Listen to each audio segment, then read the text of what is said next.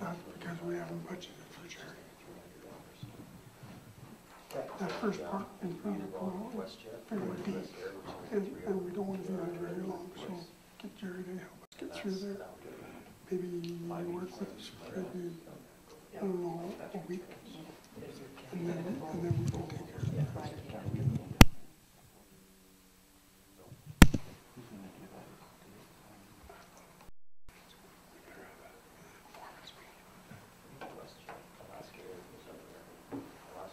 Okay. All right. We will like to call this meeting to order and welcome our visitor.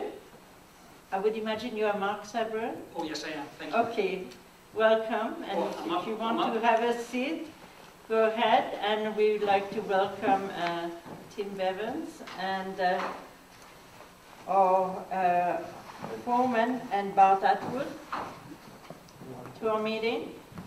We are in our new location upstairs from the old room. It's not totally set up yet, but coming along quite well. So welcome to all of you. And Councillor Creed, you may want to do us the honor. Thank you.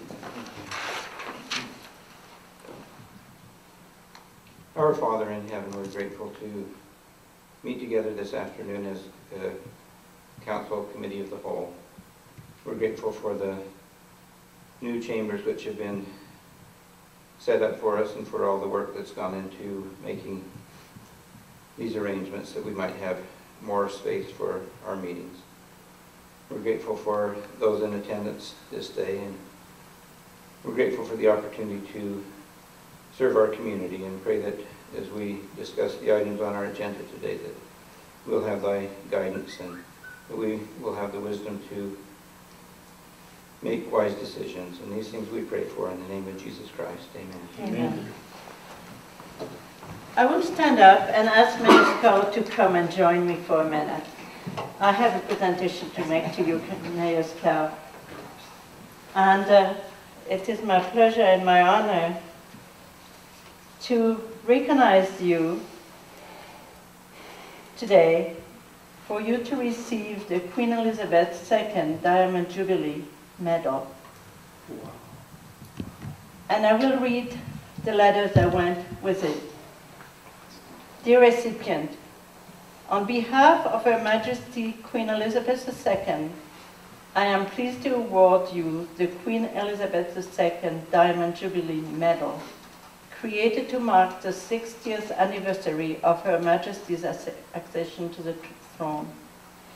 In granting you this honor, I thank you for your dedicated service to your peers, to your community, and to Canada. The contributions you have made to our nation are most commendable and deserve our praise and admiration. I wish to convey to you the heartfelt congratulations of your fellow Canadians, to which I add my own, and I shall add my own too. Thank you so much.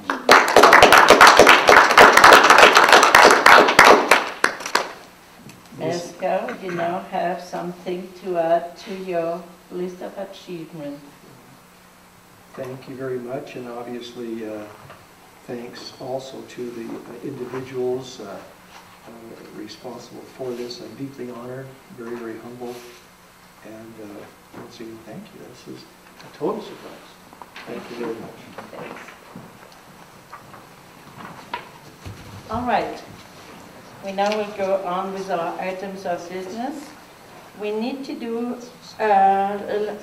some additions to the agenda. On the 3A, there is an addition. Mark Sabran from EBA Engineering will be presenting at 4:30. On the 8th item, 8B, would be a report on AUMA Alberta Southwest meeting that was held last Friday. 8C will be an AHS meeting reminder. And 8 D would be the reminder for the annual retreat work session that will be held in this building. Those are the additions. Are there any other additions we need to take care of? If not, I need a motion to approve. Councillor Dahl moves to approve. All in favor? Thank you. We now need to approve the minutes of November the 6th, 2012. And if you all have read it, Councillor Creed wants to approve them. Any discussion? Seeing none, we will call for a vote. All in favor?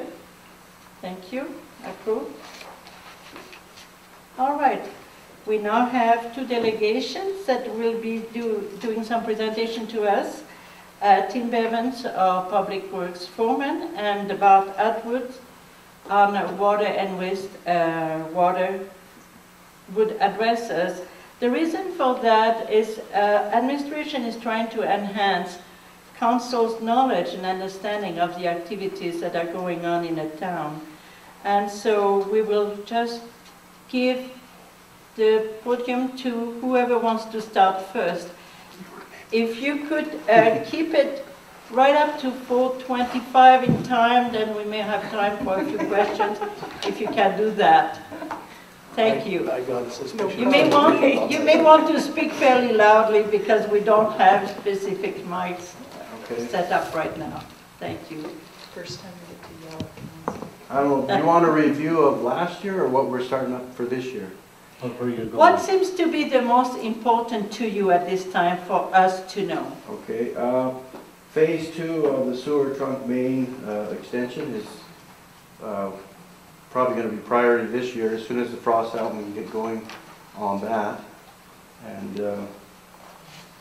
And before then, there'll be the potholes that'll be definitely priority that we'll have to take care of.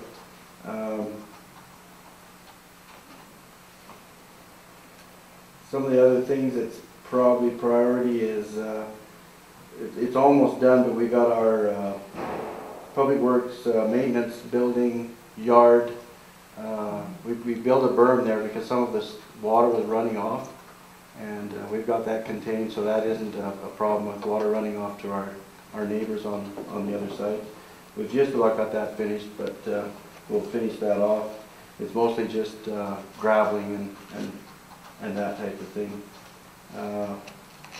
And as soon as weather is so we can, we'll start prepping roads, getting ready for pavement.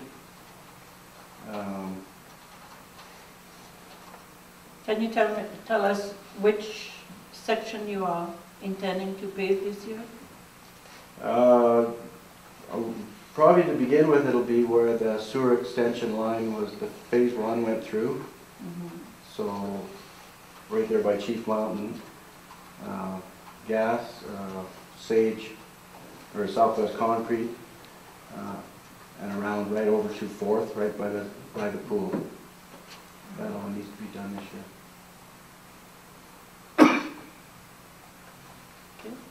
So, and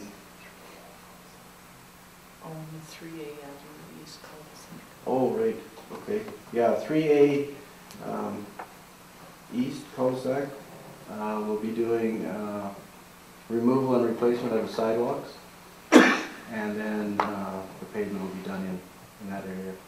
We don't have to do the water mains, it's already up to spec, so that'll be, I think that's the only major sidewalk repair we're doing in town. There'll be the minor repairs, but that's, I think, the only main one we have. Is there anything else after this? Just working on the civic center. Yeah, the Civic Center, we've got a couple guys working on it now, and I'm sure there's going to be lots of projects to finish that off, but we're working on that right now too. We're also working with the electrical department, upgrading the power lines and, you know, whatever they need us to do. Of course, our guys aren't trained for electrical, so we're doing the machinery and helping them that way, whatever we need. And then we've got a few repairs that we're working with Bart, the water plant, and few things like that. Any questions? I have one. Can we do anything with that property west of the concrete plant to get rid of all that junk that's in there? Is it, You know, there's used tires and used screens and et cetera, et cetera. but this is private property. Yeah, that's not our property. though, I know right? it isn't. Yeah. We could, yeah, that would be a bylaw question, but we can Yeah. have Lloyd look at that. Okay. Yeah. Thank you. Sorry, can I ask you a question, Tim? Would you prefer to come in here and speak to councillor, or would it be better to maybe just give us like a quarterly report of what's happening within the town there? I guess it's whatever works best for council, mayor and council. Either way. it's Because fine. I'm okay seeing it on a piece of paper. I know you work all day and you probably want to go home or whatever it is, so. The reason we thought it would be better to have them come, the foreman come, we'll just have them come every couple of months. So we'll have 2 foremen at each meeting. Just the committee meeting, you know, was so that we could have a bit of interaction if council had some questions about a project that's going on and need some clarification on something, or if you have some concerns that relate directly to that department, that, you know, it just gave a bit more of an interactive opportunity, is why we thought this might work. Okay. It takes some time to write up a report too, right? Yeah. So it's, Okay. Go ahead, Minister. If I could, Madam Chair, and I hope that I have the support of the entire council when I say this, Tim, we really are well served by our public works crew in town. Tells me that those who you work with, those who work under you, and those that you answer to are working as a team. And I have no hesitation, because occasionally we'll get a concern or a complaint. And so Marian and I will typically discuss the situation. And sometime within hours, if not just a day or two, it's looked after.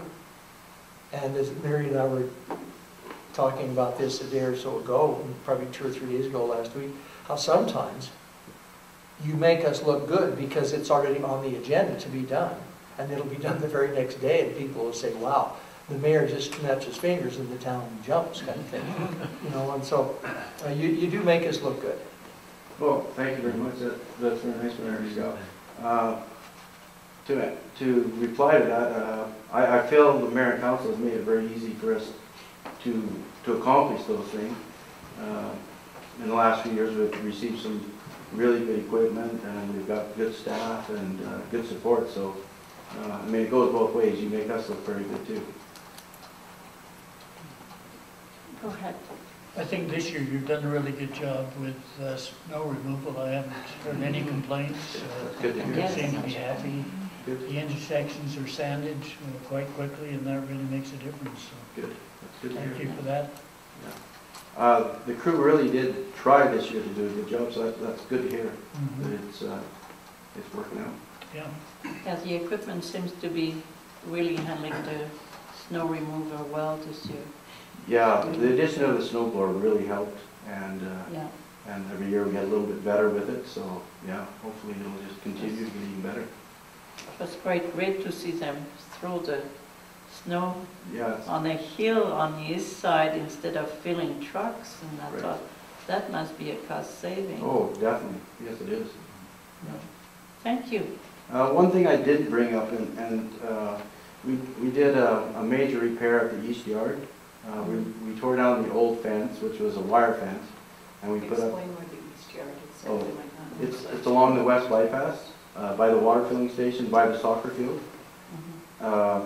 We tore down the old fence and put up a steel fence with chain link. And then we graded the whole lot to get it to slope, so it would water would run off so we could use the whole area. And it was getting a little tight up there, but now that we've got it organized so we can use the whole area, it's quite suitable, and we've got quite a bit of space. And then we put a remote control gate on it, so it will stay closed. So we're kind of proud of that. It turned out really nice. Yeah, I saw the trucks the other day. I wondered what was going on. Okay, Yeah. thanks. Thank you. Thank you. Keep up the good work. Thanks. Bob?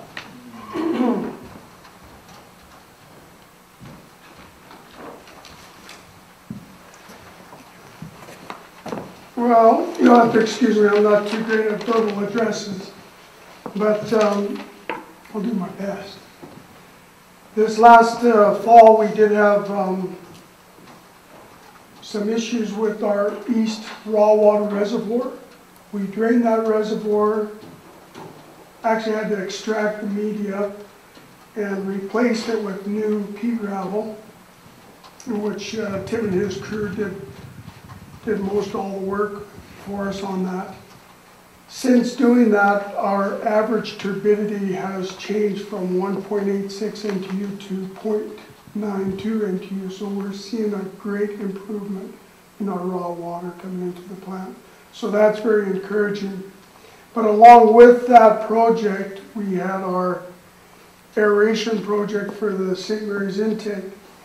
And when we emptied that reservoir, we lost the siphon to the St. Mary's intake, which means our backwashing capacity just isn't there. So what Tim is saying, we need to do some repairs on some valves so that we can utilize the pump house 2 pumps and pump the water back to St. Mary's and force the air out of that line so that we can pressurize that line up and then cause a siphon to go back. And then once we get all the air out, then we're hoping that we'll have that siphon back so we can move the water either way. What happened there is, in that line, there's a number of air release valves. And those valves are there to prevent cavitation and collapsing of the line. Well, when we went on that line, Dawn and Curtis went and they discovered that most of those valves were closed. And in pressuring that line up, we needed to open them so that air that was in the line would escape, which we blew out a lot of air.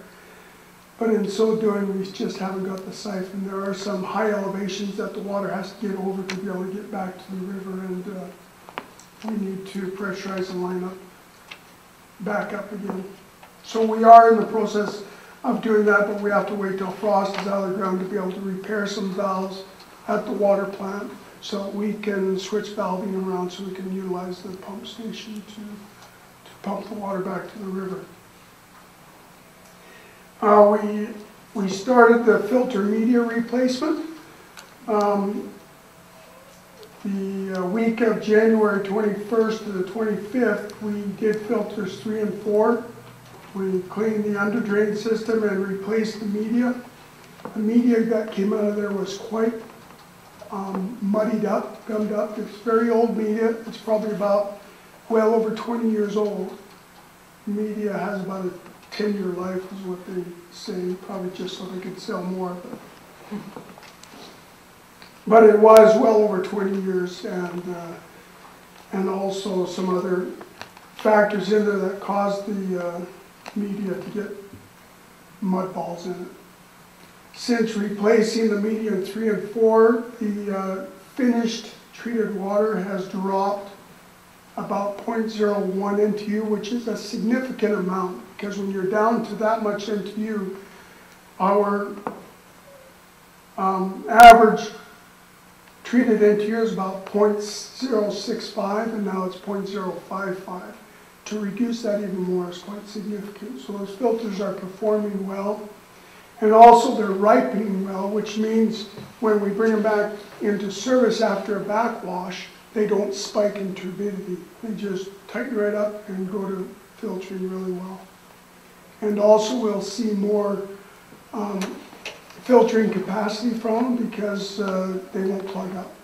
Like the other ones were plugging up after 3,000 cubic meters, and we had to backwash them, and they took forever to drain because they were plugged. But these, they drain right down quickly, we backwash them, so we're quite pleased with that. And then the other 2 filters, we will be starting to remove that media this Thursday, and AWI will be here Monday to replace that media and put those back into service. As well as that, we have new turbidity monitors that we received, and we're installing those during the same time as the media. And those are to replace older turbidity monitors that are outdated and not, parts aren't available for it. So we have a skate upgrade that is on its way, or is happening right now. Right now, Aqua Systems in Lethbridge are doing the software upgrade right now and ordering the software and computer parts for this. This software update will not only bring the product up to date, but also we will meet the request made by Alberta Environment to have the data of the filter effluent only to be reported when the filters are online and filtering to distribution, because they don't want to have the reports coming in when the filter's offline and maybe it's a little higher than it should be. They don't want to see that. They just want to see when the filter is filtering. And in order to do that, we have to be rewritten in the SCADA and reprogrammed, and a lot of the reporting is going to be done so that we can access this information via a smartphone or our own computers at home. So we'll have better access to this system. Other than that, I'll be coordinating with Tim in the sewer main project and getting things ordered up quickly for that project coming up and finishing off that new sewer trunk line. And that's all I've got going on right now. Well, seems to me your plate is pretty full, and you allowing us to have good water in our town and safe water, and that makes for a happy community. So thank you so much. Does Council want to ask a question? Go ahead, Councillor. So Bart, just to understand, are you saying that the St. Mary's River intake isn't being used right now because of the water in the lines, or you just can't? No, we have used it. It's just the backwashing. We can't backwash it significantly enough. We can aerate it. The aeration works well. We installed that last year. Installed a new blower and a new line going up to the river. And that works really good. It's just the pressure, the back pressure of water to flush out the dirt and sediment in the intake is what we don't have the capacity right now. So where are we getting most of our water from at the moment? We alternate it. We pump for the last couple of months we've been pumping from Lee Creek. And we'll go back and we'll pump from St. Mary's. We don't want to leave an intake dormant, because then it gets filled with sediment and it doesn't function quite well as it should. Mayor Schow? Let's see if I got this right. When you relined the one reservoir with pea gravel, is that correct? Yes. And I picked up that the turbidity is way, way down. Does that have an impact on the taste of the water?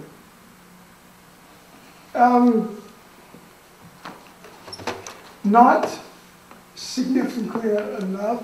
Where the taste of water comes from is algae,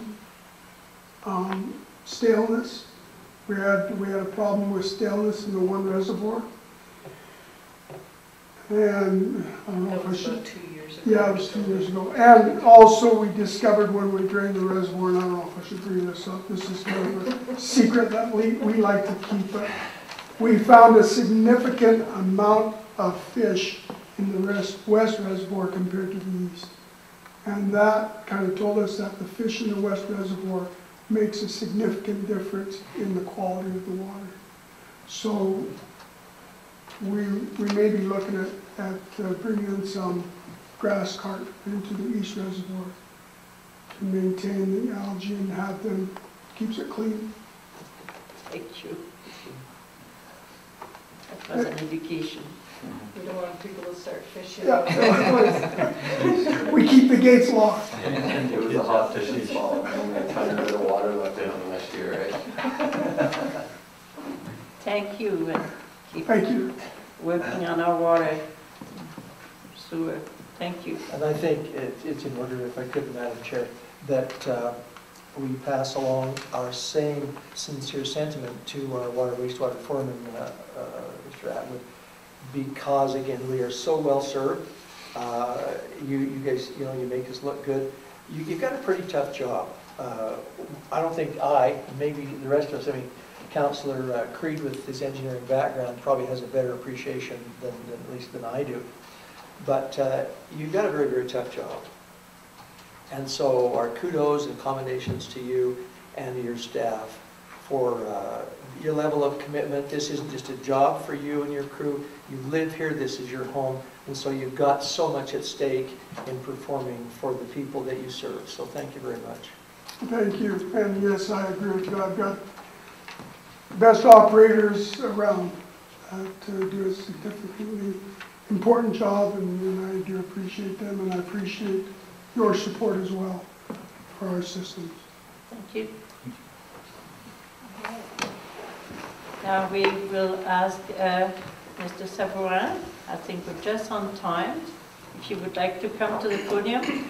You are with EBA Engineering, and you're going to talk to us about the sloping of the hill.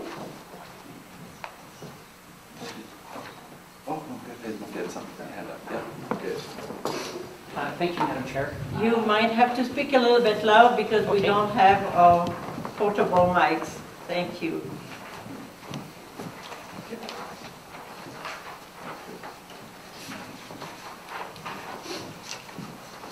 Well, thank you, Madam Chair, and Your Worship, Mayor Schow, and council members.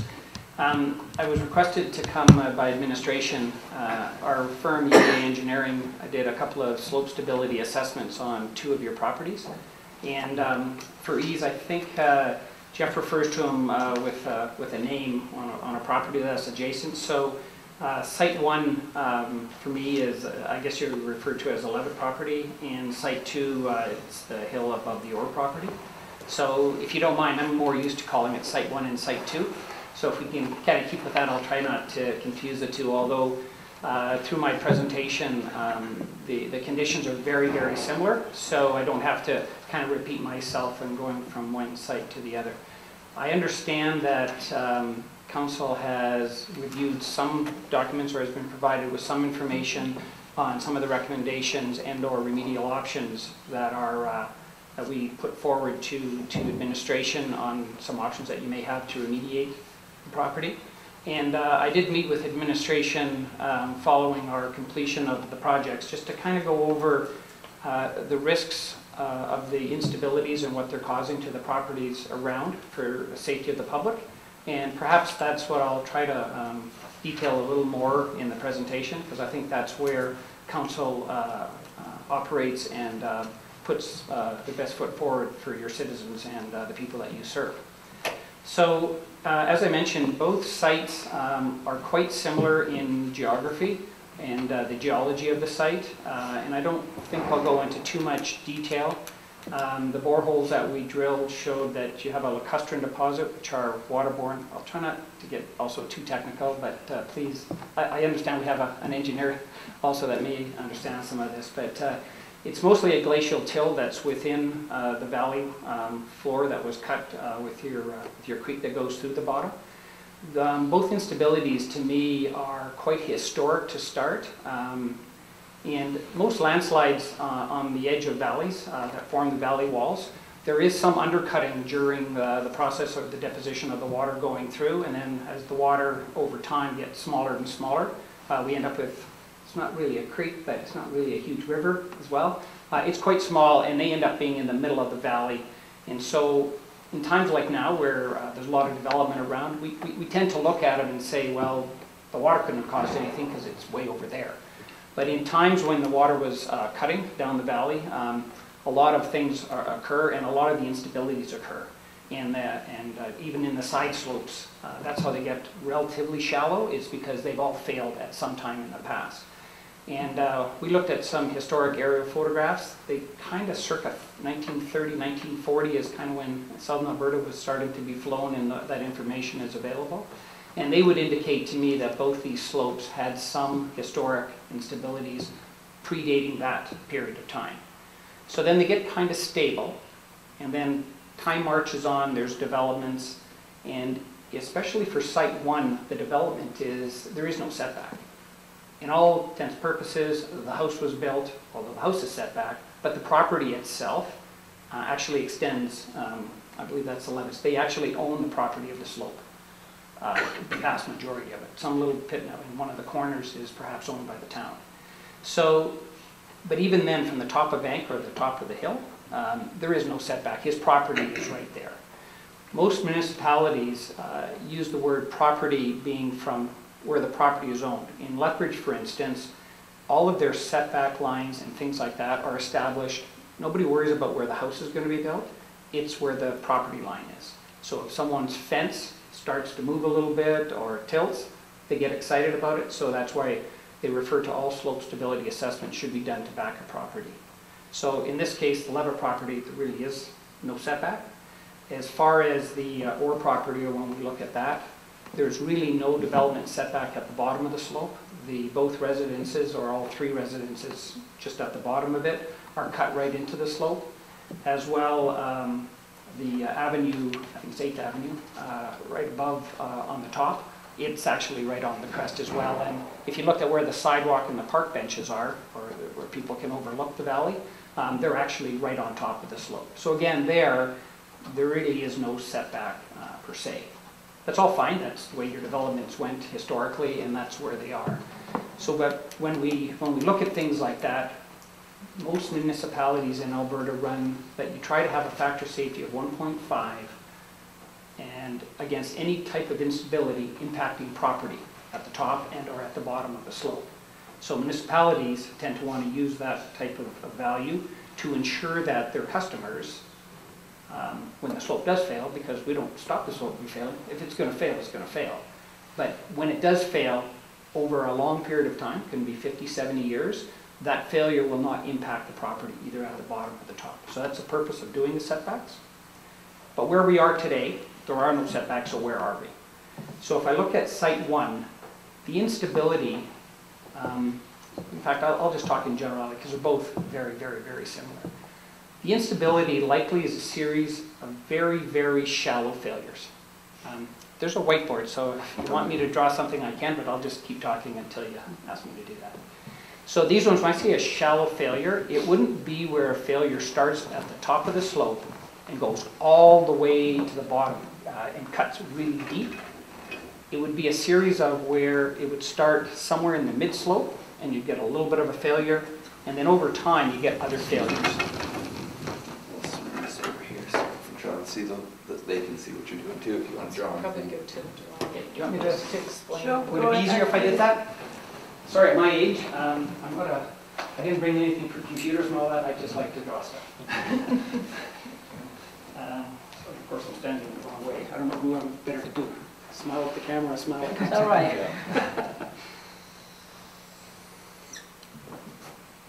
Is that okay there? Okay, so we have a slope, right?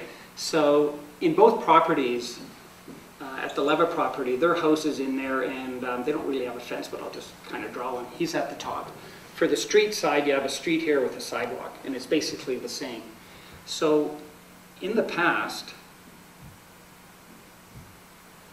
the slope looks something like the dotted line, and especially for the Orr property, the geology there is there's a lacustrine deposit over a till, and there's actually a sand layer, at least in the borehole that we drilled. So if that's quite extensive in, the other thing about that's interesting on the Orr property is there used to be an irrigation canal that kind of was right in the slope. So the bottom of the slope got totally saturated, very, very likely. If you got sand near the bottom, which the borehole indicates that there was, that would be another access for water just to saturate that slope. Once water gets into till, it really can't go anywhere. The water is, or the till is extremely tight. So, but over time, 500 years, 100 years, as time goes on, everything gets saturated. Because in a till, you get sand and silt parting. So there's always a place for the water to go, but you don't see it coming out of a hill typically, unless you got a sand deposit. So likely, with that irrigation canal that would have been in midway up the slope or down near the bottom, it would tend to saturate your slope, and you probably had a failure. Relatively shallow, it might only be 2 or 3 meters in actual depth below the surface, but you would actually get a failure down there. And if you walk out on the site today and go from the top down the pathway that's there, you actually go down relatively steep, it gets kind of shallow, and then you go steep again. So likely, when the river cut it down, it would have been relatively uniform, and then this failure caused that little dip in it. If you go over to the Levitt site and you stand on the side and look at it, you see the same kind of thing. It's not near as pronounced as the Orr property, but it is there. There's a little gully system that you can quite see. So in my view, you have a shallow failure on both of them, and then when this material moves down, this material doesn't have its passive support. It doesn't have the material kind of that's been holding it there for 500 years, so it tends to creep. It tends to start to move, and then you can get another little failure that comes down, and then it just works itself back. So that on the, Orr property, where you have your park bench, there's the crack is actually right underneath the concrete of the park bench. So we'll talk about that because that's not really a safe, that's a safety issue for your residences. So likely that's where it is. The other possible combination that there is when geotechnical engineers see a crack way at the top, which is kind of on both, but it's not heavily pronounced. It's not really deep and or really big. But you would think that possibly you can get a block slide or a very deep rotational slide where the gravity and all that, because all hills want to get flat. So I'm Catholic, so I say that's where the Lord wants them to go. So I'm not sure. I don't want to insult anybody. So, but anyway, all this wants to be flat. So gravity pushing down, that hill gets a little bit of water in, you can get this kind of movement. It typically happens where you get high plastic or clay layers. In a till, you don't tend to get that. In Lethbridge, there's a lot of slope instabilities. There's an interglacial deposit that's high plastic between two glacial periods in our history, and that's what happens in Lethbridge. But that phenomenon or that geology is not in Cardston. It didn't reach this far down the way the glaciers melted. So your till is fairly uniform, and you'd be kind of unlikely to see something like that. So likely, I don't feel this is the real bad one when you look at it, because once it goes and starts to move, it'll start to move relatively quickly. But again, visually, that's not what we're observing over time. If I look through the air photos, and I try to, as I talk with Jeff, and I try to get a history of what's been kind of going on. And that's part of the issue, is understanding the history of the movement, because that's critical on where we go. If we had a concern that you're going to lose that house or that street, I wouldn't have taken the time to write a report. I would have come talk to Jeff right away and said, you've got to move the people out of there. But that's not the kind of stuff. We have this is a creep movement, and the way the landslides are, we call that metastable. So, you know, they don't have a factor of safety of 1.5. So they're a lot less than that, but they're higher than 1, because that's why you can see them move. So the whole issue is going to be okay, that's there, and it's happened, so now what do we do about it? And do we have a concern, and what is that concern? So I refer to that as the risk assessment, and I'll talk about that a little bit. Is that okay for that? Yes. Oops, sorry.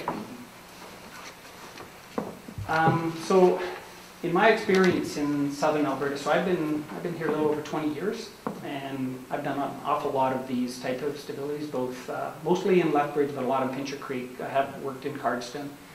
In the community. So I'm quite familiar with the geology and the type of movement that landslides kind of have. So the issue you have with landslides, obviously, is can someone get hurt? Or what is it that we have to really be concerned about? So when you have a setback, whether it's 4 meters, because we always have a minimum setback somewhere between 4 and 6. And the reason we have the minimum setback is because all slopes want to end up flat. So over time, you are going to get some creep movement of a slope, downslope. It's always going to happen. And if you have, especially up at a residential area at the top, if over time they've thrown their cuttings over and they've done other things where you get more of an organic buildup, then the top part of the slope, the top foot or 2 feet, it just, on a heavy year where you get lots and lots of rains, you get a lot of, I call them skin slides. So the skin of the slope, the top couple of feet, it just slides, and it's actually right below the root.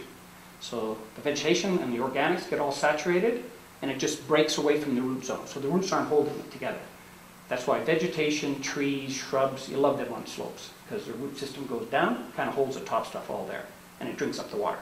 So that's the good time. So on these sites, I don't see a major movement of the creep, the creep movement of the slope. And so if we look at the Levitt property, there's anecdotal information that perhaps, or discussions with the property owners, that the property being the structure is being impacted. I find that really, really hard to understand or believe. This type of movement, especially the shallow one, just cannot impact a house that far back. You just can't do it. If it was a very deep slide, that house would have to be within a few meters of it. But if you drew it all out to scale and the foundation depth is probably 1.2 meters or something down like that, and you look how far that is away from the slope moving, that ground all around that house, there's no reason for that ground to relax. It just doesn't make sense from a geotechnical perspective. So extremely unlikely that the creep movement or the instability we see on the Levitt property is impacting the structure on that property. Now, is it impacting his structure or his property? Well, yes it is, because it's impacting right at the top of his property. But again, he owns the slope. So when the town has a discussion to say, are we responsible, do we fix it? That's the big question, and I won't get into the legalities. My understanding on working with the solicitors in the major centers, so Lethbridge, Calgary, Edmonton, is that you have to own the slope to have anyone even say you're partly responsible. And then there's always a discussion. So I leave that, the legalities, to council and to do what they want. But that is something you can always look at, whose property is affecting whose property. But on this one, I don't see that there's a safety concern for the property at the top being to do with the residents themselves and or the structures. But I can't answer to the top of the property because obviously his property is being impacted.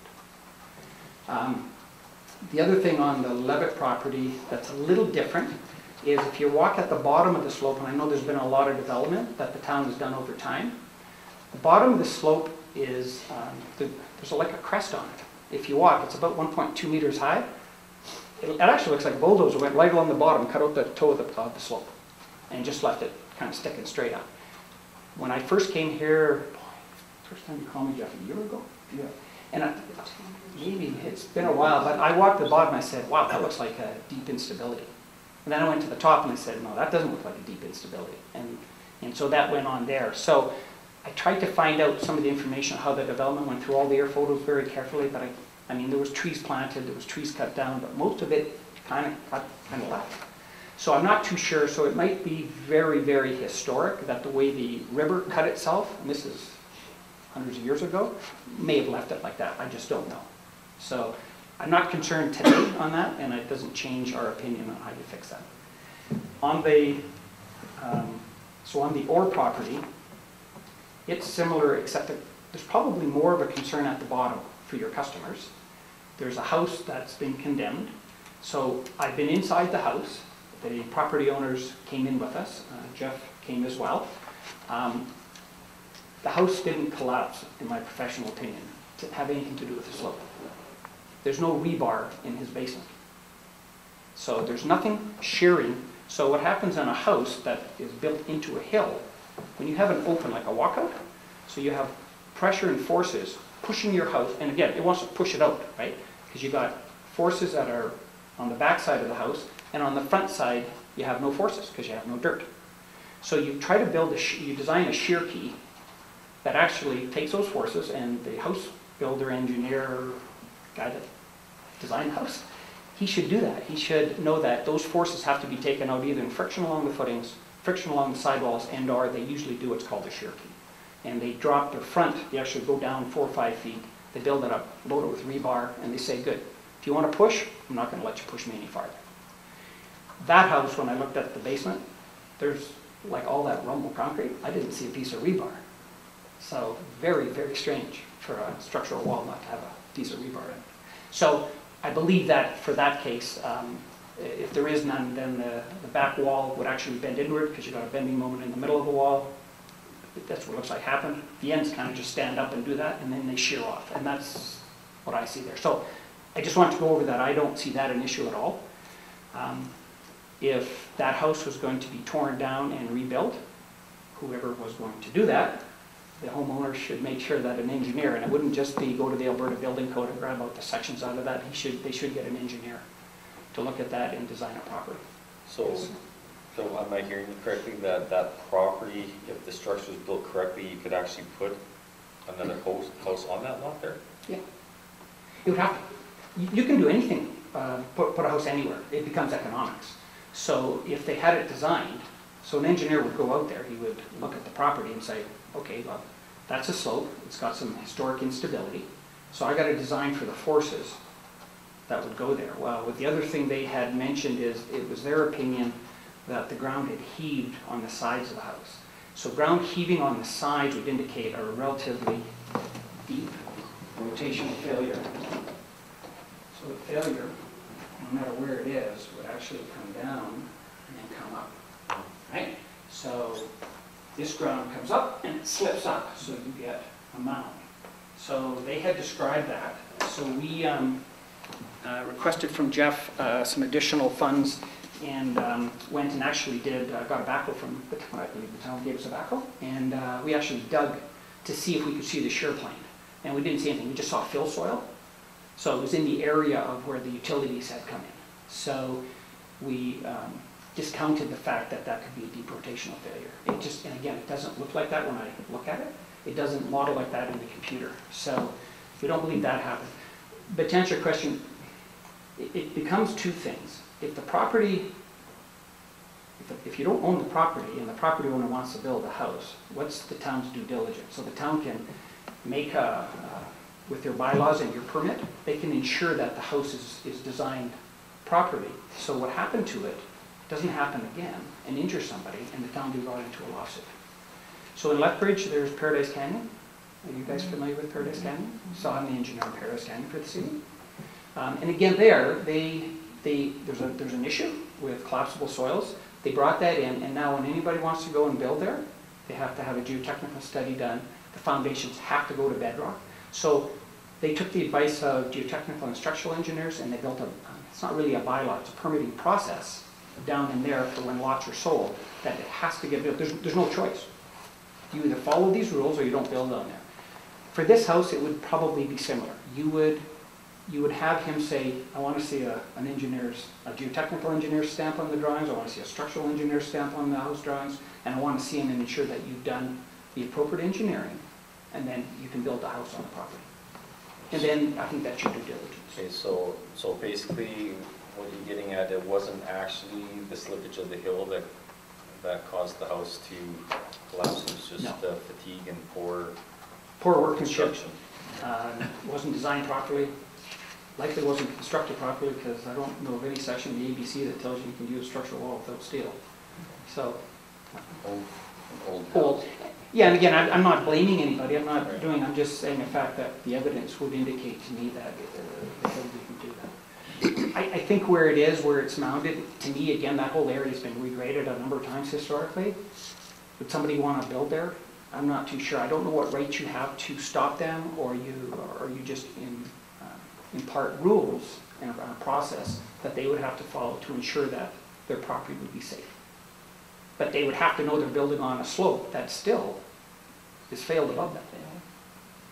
Right? So people have to take that into account and design accordingly. But you can't design against it. Your shear feet is just going to be pretty massive, and it may cost them an extra $50,000 or $70,000. I don't know. The answer isn't putting foundations in like piles.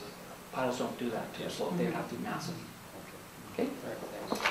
I'm sorry. Does the watering of lawns on these hills have anything to cause that hill to slide? Or drainage? It all does. But you can't, in the 80s and the 70s when people did it, they made cactus gardens and we recommended it. The geotechnical community did that. We haven't done that for over 20 years. Property is property. Number one is the studies throughout Alberta and be worldwide, but it's not the houses at the bottom and or at the crest of the slope. It's the subdivision does it. So the perched groundwater that occurs through urban development is massive. It's not because of the houses on the edge. It's the street where your utilities are. And I know they never leak, but possibly they do. There's the houses that are across the street. But once 20 years passes, so in Lethbridge, it's about 20 years, although we've done studies and we looked at every 10-year chunks.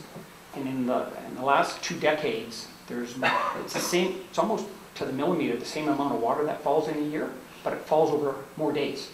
So the rain is slower over more days and seeps into the ground. So we're finding that the actual perched water tables are being formed kind of like a decade earlier than they used to be in the 60s and the 70s. So I don't want to get into too much of it. I love slopes, so I can talk about this all day. So I will if you want me to, but by the way, my daughter has a graduation meeting tonight, and whoever's got grade 12 girls, that's important, apparently. So when we look at both slopes, kind of cut to the chase on the remedial works, water is, and you brought that up, water's always a bad thing. It's always a thing that increases the weight of the soil, it drops the cohesion of your clay soils down, and it just wants it to be like ice cream. It just wants to slide. So the options that you have are, typically, somebody says, I want to drain the slope. In glacial deposits, it's not economical. It's near to impossible. You can't drill holes and try to pick up the water because it might be 3 inches away from you. So I don't see any possibility of draining the site. And when we drill our borers, we don't see massive amounts of water. And you don't need massive amounts of water, you just need enough. So I don't see draining the slope to do anything. One option would be to regrade the slope. You can regrade it. Our slopes in southern Alberta, they love to be 2.5 to 1 or 3 to 1. 3 horizontal to 1 vertical, or 2.5 to 1. That's just what they like to be. When they're around 3 to 1, they're always a factor safety 1.5. 2.5 to 1s, they get awful close to that, and likely are, but by the time we put in all our parameters and our conservatism and all that kind of stuff, we kind of like the 3 to 1s. So these slopes are kind of like 2 to 1s, so they're not quite there. But I don't see regrading because you'd have to buy the properties at the bottom because you wouldn't cut the top out typically. And the costs, like without a doubt, you're probably half to $1 million a lot, a hill. I just don't see why someone would. My personal opinion, I don't see why you'd want to do that. So I guess our opinion, EBA's opinion, and that we've gone over with the administration is we would leave the slopes under a monitoring program. So in Lethbridge, as an example, we're doing 2 projects. Now, they're relatively deep-seated, so they have a headscarp that's like 4 meters high, just sheer wall, and they're really moving. But the setback currently on both those properties is about 15 meters away, so it's still considerable. But the city's monitoring how fast the slope is regressing. So in the case I've drawn here, your issues, different color. If your landslide stayed within that hill, who really cares? On the ore property, you've taken down the power lines, so that's not an issue. On the other one, it's not even your property. So if it stayed within that, you don't really care. On both properties, what you would care about, whether it's private and or public, is if it was deep-seated or this kind of failure that's relatively shallow, is it going to keep coming back where now my curb goes down? So, or how much of his property is taken up in the thing where you have a sidewalk and your curb and you've got a utility. But I believe Jeff looked at that in your utilities on sort of the other side of the roadway. We call that the roadway. So you just want to make sure you don't impact infrastructure. So again, right now on the ore property, you have a park bench. My druthers would be to move the benches to the other side of, there's a stick fence there, whatever you call it. I move the park benches on the other side between the sidewalk and there. Just get them out of the way. You have an overhead power line. One of the poles is right on the edge, right beside the scarp, although it's quite small. It's leaning. You may want to have someone look at that. And again, I'm not a big engineer. I don't know how much the wires can flex and what foundation that pole's on. Typically, they're like 3 meters deep, not very big, very deep. So you may want to look at that one and have some contingency. Well, maybe we should move that pole. But if an electrical engineer who does this kind of thing looks and says, well, the other 2 poles are fine, that pole can actually fall down and we wouldn't care. It would still be safe. Then you take that into account. So that's at the bottom, it's only if this stuff moves. So on the ore property, I think it's the second property over on the road to the west, I think that fella has said, I'm losing property. So that little bit of the hill that's kind of there, it's probably creeping a little bit. And maybe over the last 5 years, it's lost a foot or 2 feet. That might have been. So again, you could monitor that because it's not near his house. But he might want to look at. So the monitoring program that we do in Lethbridge, or that I'm recommending here, is you actually go with a survey, so whether it's an independent survey company or the town, and you survey the scarp. You survey the crack that you see at the top, and you survey the bottom, right at the bottom of the slope where it's quite steep, just that little 1 meter high thing, or whatever it happens to be on the properties, especially at the Orr property. And you know exactly where that is, quote, in space. And then you do that every year. And you actually, by doing that, you could determine the rate of regression of the landslide. So the 2-to-1 in Lethbridge I've been doing since 1999. And it started by moving about 2 to 3 meters a year. And now in the last 3 years, it's moved to half a meter. So they tend to, as they go, because as they start failing, they're taking more land, they're getting a little bit more shallow. As they get more shallow, then they get less weight off the top, they got a little more weight on the bottom, and they become more metastable. So eventually it just continues to slow down to some point. The point is when does it want to stop completely?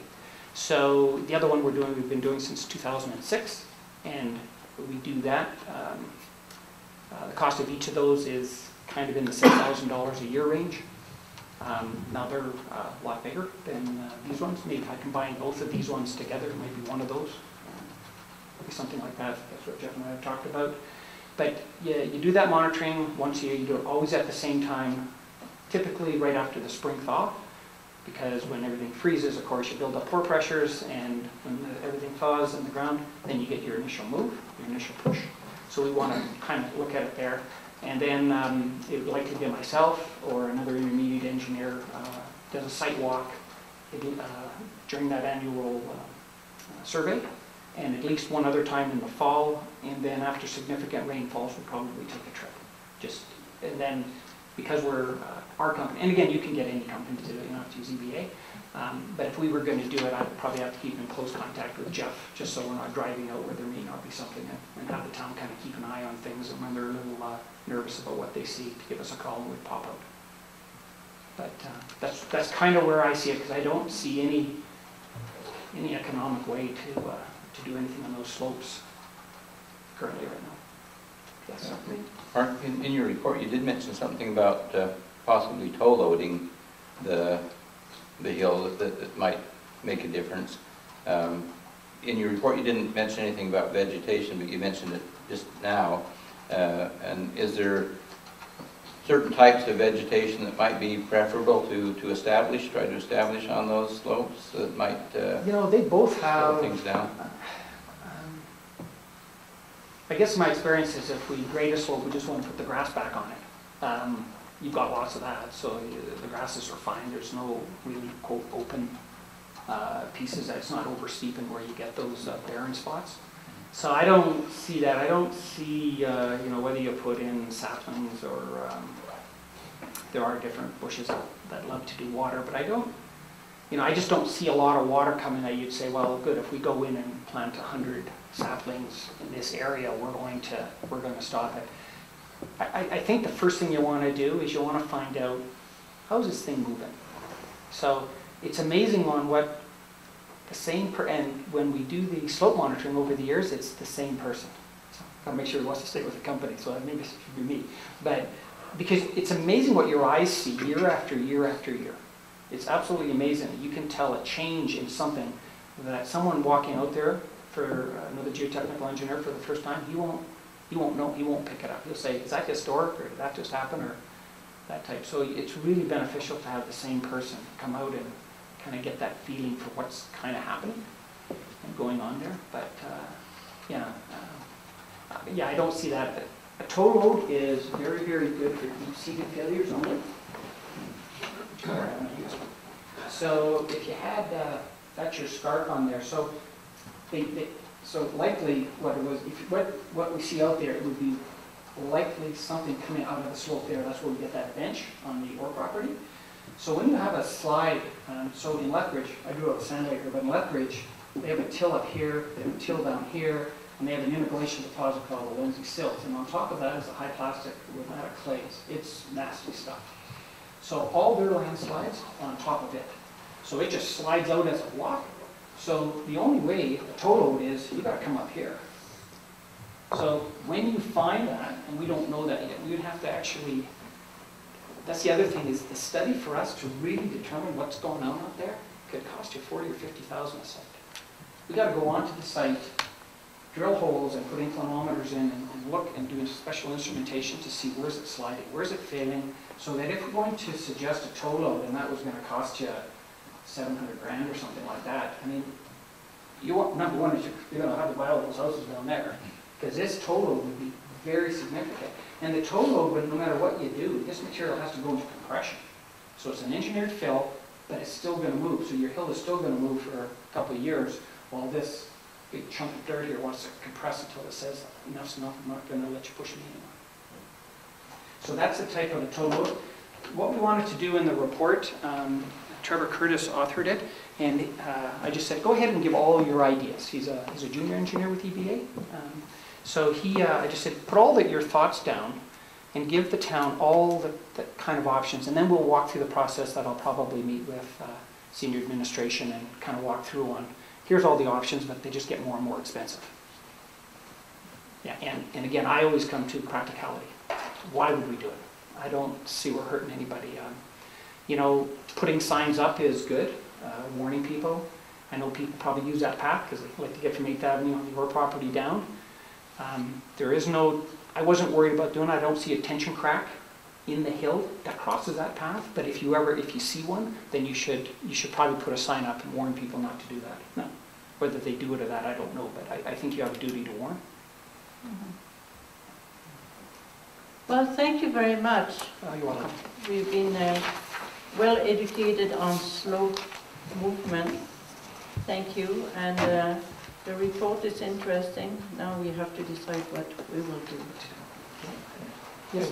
Just one quick one. I'm just curious, kind of as a scale on your drawing, can you indicate where you did your boreholes and kind of how deep and where the water level was? Sure. That might used to do it. So on Site 1, that's 5th Avenue. On Site 1, that's 5th Avenue, but on 4th Avenue, where your park is, we did a borehole there and a slope stability on that slope. Now, that's more or less a regraded slope that you did. We did a borehole there a little over a year ago. So if that borehole didn't go right through to the very bottom, like didn't go past the toe of the slope. So we did one here. So that, the white standpipe is still sticking out there. It's close to the path that you walk down. You've got that little handrail thing. Yeah, it's right north. It's 5 meters north of that. About. Okay. But you can see that white pipe. On the other site, we did them both on the top. The pipes are still there, both on your property, and there's 2 of them. They're probably spaced 12, 14 meters apart. Try to get that.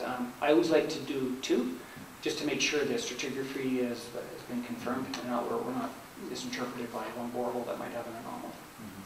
And you said the water level was within a couple meters of the surface, or? Yeah.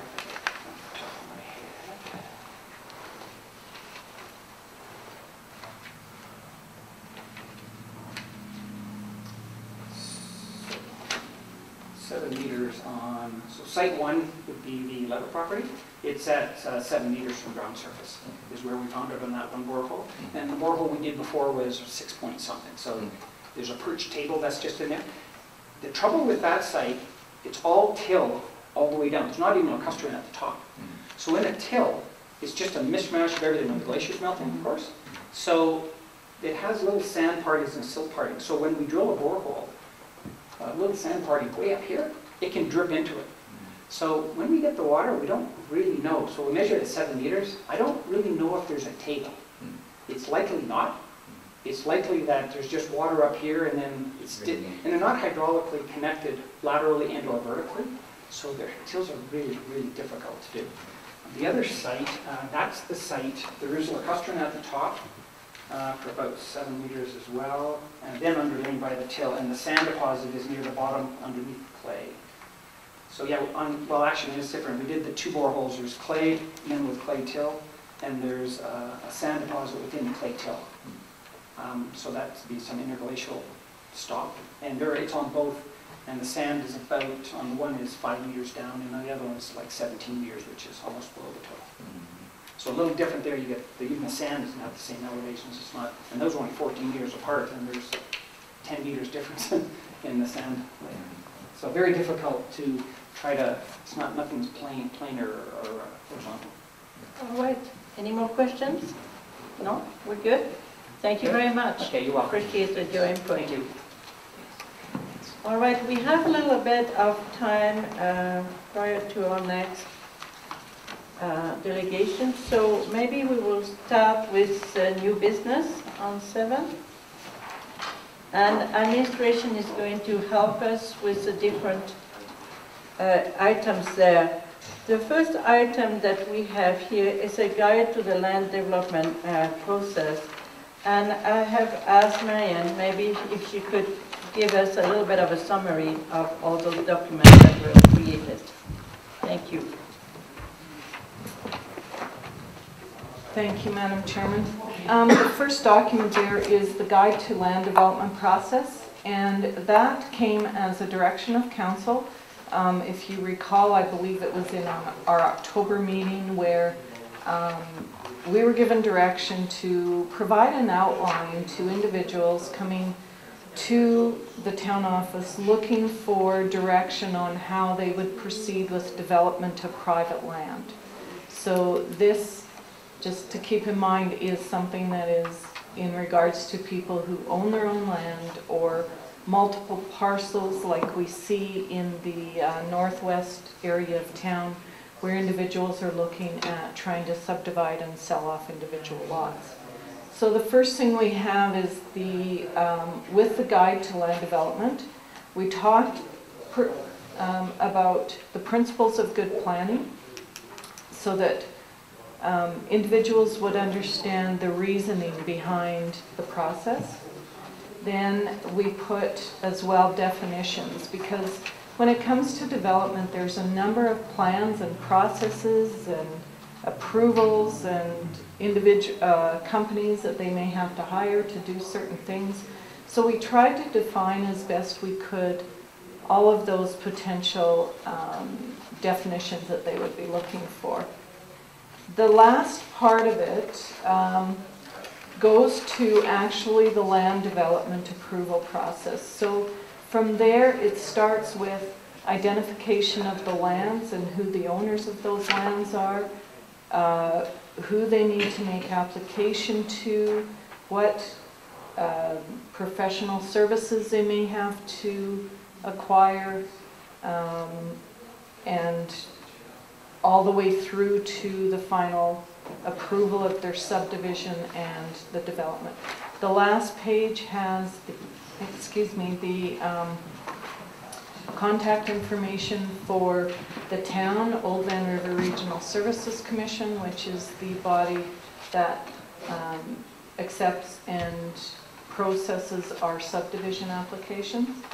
NMAX, who is the contractor for our utility services, and Park Enterprises, and that's the company that we contract for building services, building permit, gas and plumbing, and electrical permits. The next document that's there, there's two documents actually. The first is the design standards and guidelines for subdivisions.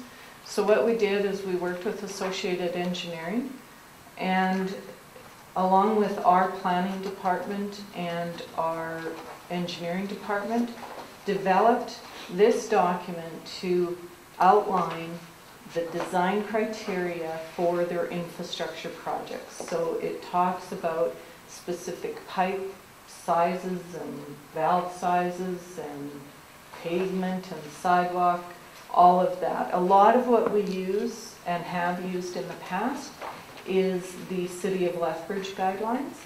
So rather than repeating that, we've just referenced it here in this document. So we felt that this was important to go along with the guide to land development so that they understood what would be their responsibility. The third document is a development or service agreement, and this would be a standard development agreement that we would enter into with people who are developing raw land. So we still have development agreements for other reasons, but this would be specific to this purpose of development of raw land.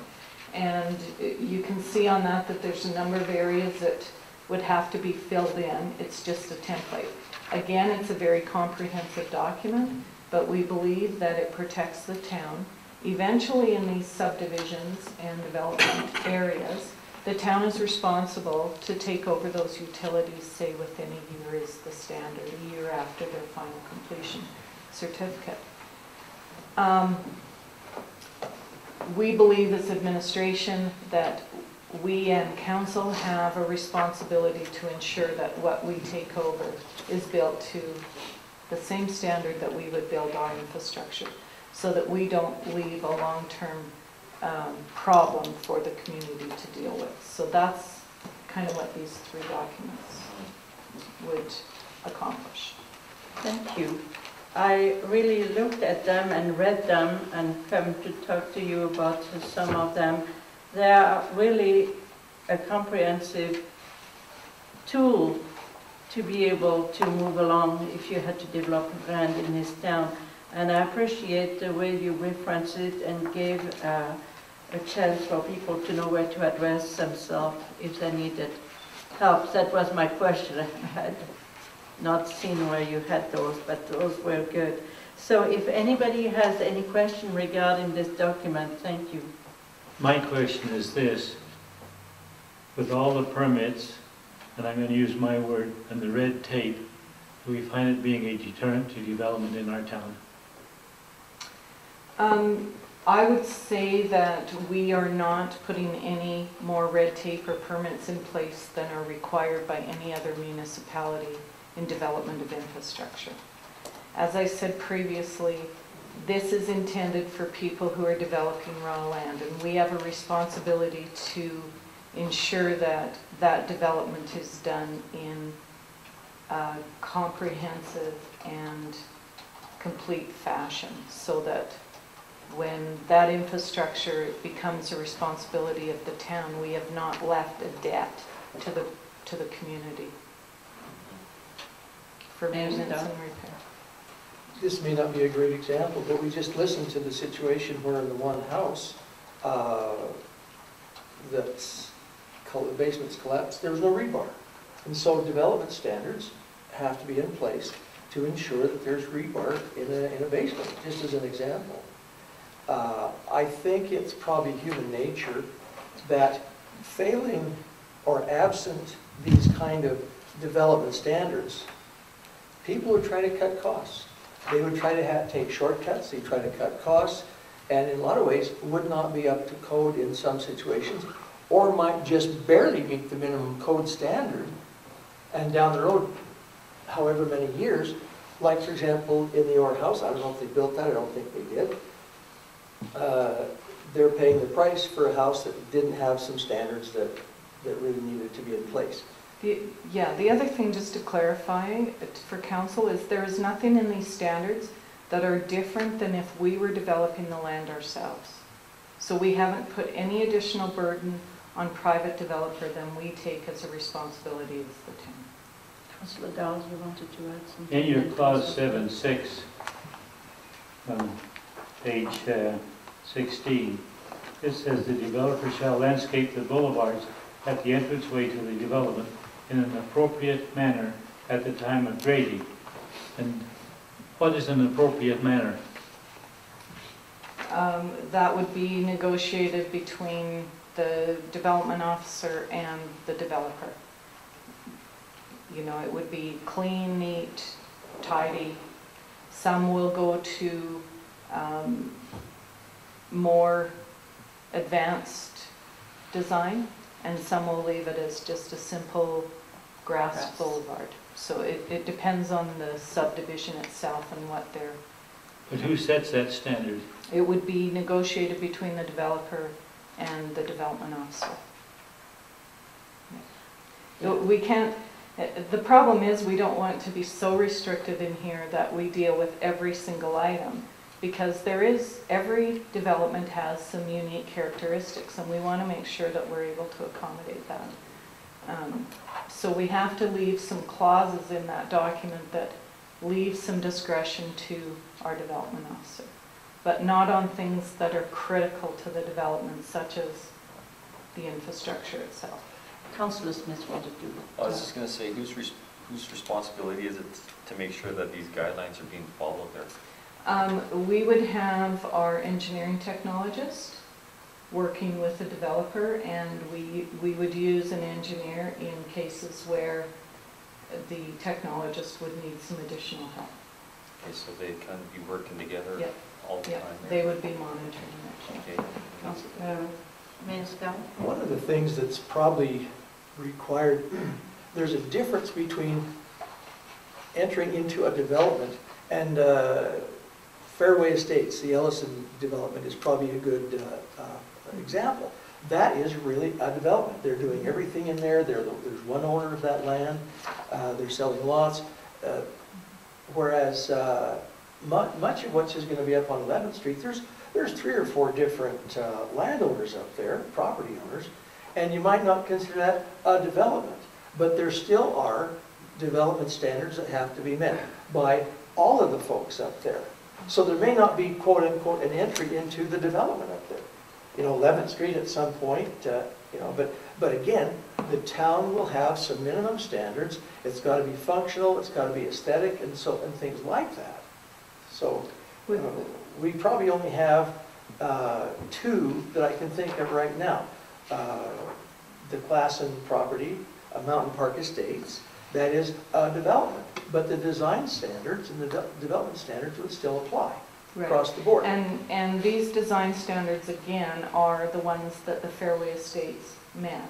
We just didn't have them formalized, and so we felt that if we were going to do a guide to development, that we needed to have those as part of it, so that it is established in policy, and we can give that to the developer at that time. And it's a fair process, because everyone that comes in knows that this is what the requirements are going to be right from the start.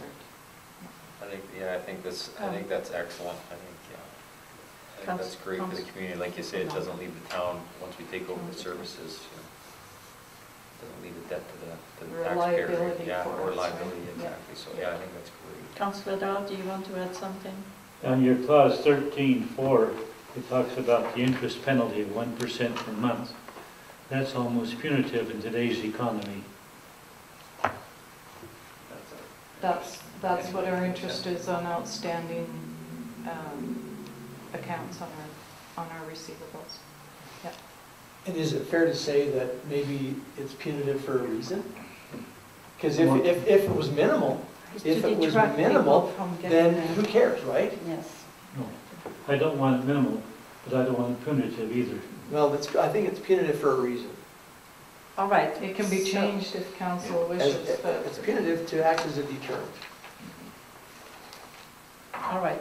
At this point, what we need to do is, if somebody wants to entertain a recommendation to accept this guide to land development process, then we will entertain that. Unless you need more information or... No, I'll make a motion that we recommend to council that we accept this as our guide to development. All right, so Councillor Smith made a motion. Any discussion, any questions? If not, let's... Can I just ask Go one ahead. question? Under the green spaces, parks and reserves, do we have certain areas that we've designated for those? Or are these something that the developer would say, okay, I'm going to put a park in here or a child lot? It would be something that we would negotiate with the developer. So there would be certain developments that perhaps we already have a park or green space in an adjacent location, that because we don't want to just have parks everywhere that we have to maintain, right? So we would strategically look at that. But it is something as well that we would consider in our municipal development plan that will be coming forward this year. We're actually going to talk about it on Friday at the retreat. That's something that we want to look at in there, is where do we strategically want parks placed in the community, and how many within a certain location or whatever, right? Okay. All right. Councillor Nance. Just to comment on the motion, in terms of where it would go, the motion is to recommend to council, right? That's right. As we typically do in the committee of the whole. So assuming that council then gets a recommendation in this regard, what's the process to legalize it? Does it take 3 readings? Do we go to public hearing, et cetera, et cetera? It's just a policy. It's just adoption of council. Yeah. Say, but is there some wisdom in going to some sort of a public hearing because of all the interest that's been there? There's probably a few other people that are interested as well in terms of... It's simply policy, but if council chooses to make this, if you want some additional communication and public input, we're open to do that as well. Maybe not a bad thing. I think it's just. Yeah, I understand that this isn't a bylaw. This Nope, is just, no. this is It's just a guide. It's basically always standards. Mhm. And I'm assuming that these standards will impact a bylaw when it does come forth. I mean, it will, the bylaw will probably reflect to some extent the standards that are in here. Well, as I said, these standards are already what is Yeah. in the community and what we've expected in the past. It just hasn't been in this form. It's just We haven't had a something document just- that we could give We just people. formalized it. Instead of- Right. Instead of calling Yeah, no so one in 3 I don't foresee a bylaw that we may reference it in the utility bylaw. But right now, I don't believe we have the standards in our utility bylaw, but I may be wrong. But if it's passed, we would definitely reference it if there was a need in a bylaw. Yeah. Can I ask you, did you maybe show that to developers in town or to other developers as to what their feeling is with the We don't document? have developers in town right now. No. You know, I mean, to be honest with you, we have some property owners that would like to subdivide their land. We've had this discussion with the individuals that are interested in developing their land around that 11th Street area, not particularly about this, but in the past, just having conversations about what the expectation would be for the infrastructure. But we haven't presented this to them, no.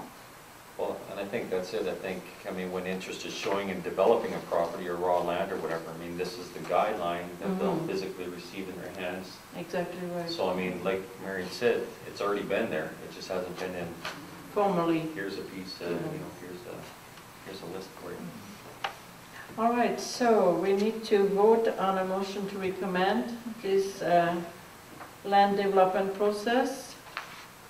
We have a motion on the table, so it's time to vote. All in favor? Thank you. All right, Marian, you want to walk us through the 7B item, which is a transfer station employee, or? Sure, and Jeff and I might tag team a bit here on Okay, this please. because this will fall under the Public Works Department, which is responsible to Jeff, so him and I have met with Tim. I'll give a brief overview and he may want to fill in some of the blanks. But Go ahead. basically, when we came out of the last meeting, we had direction of council to look at the transfer station contract as an employment position rather than a contract.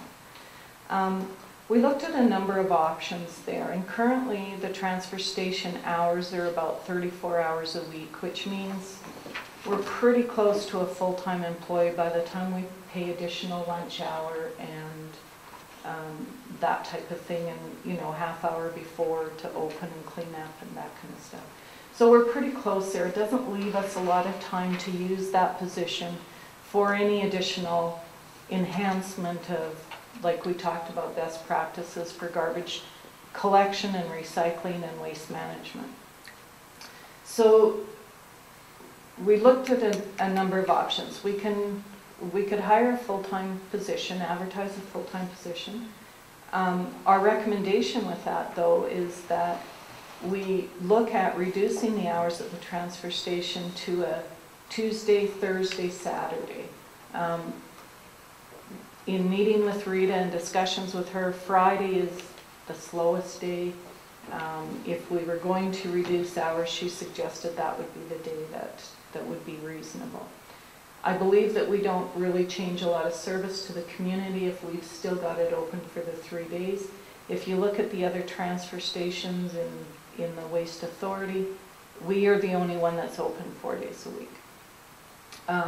Our other concern was if that would impact the amount of garbage going in, you know, if they would be able to handle the amount of garbage within the 3 days, or if it was going to have an impact. But she felt comfortable that that was no problem. The truck from Solid Waste Authority comes daily, so it's picked up. Darcy's collection is taken care of. But what we thought with that, by reducing the hours to the 3 days, is it would allow us to have an individual who could focus on enhanced recycling. Now, what that might look like right now, I don't really know. We've talked about things like maybe we start a bit of a curbside pickup where this individual is out 2 days a week and is able to pick up some additional recycling.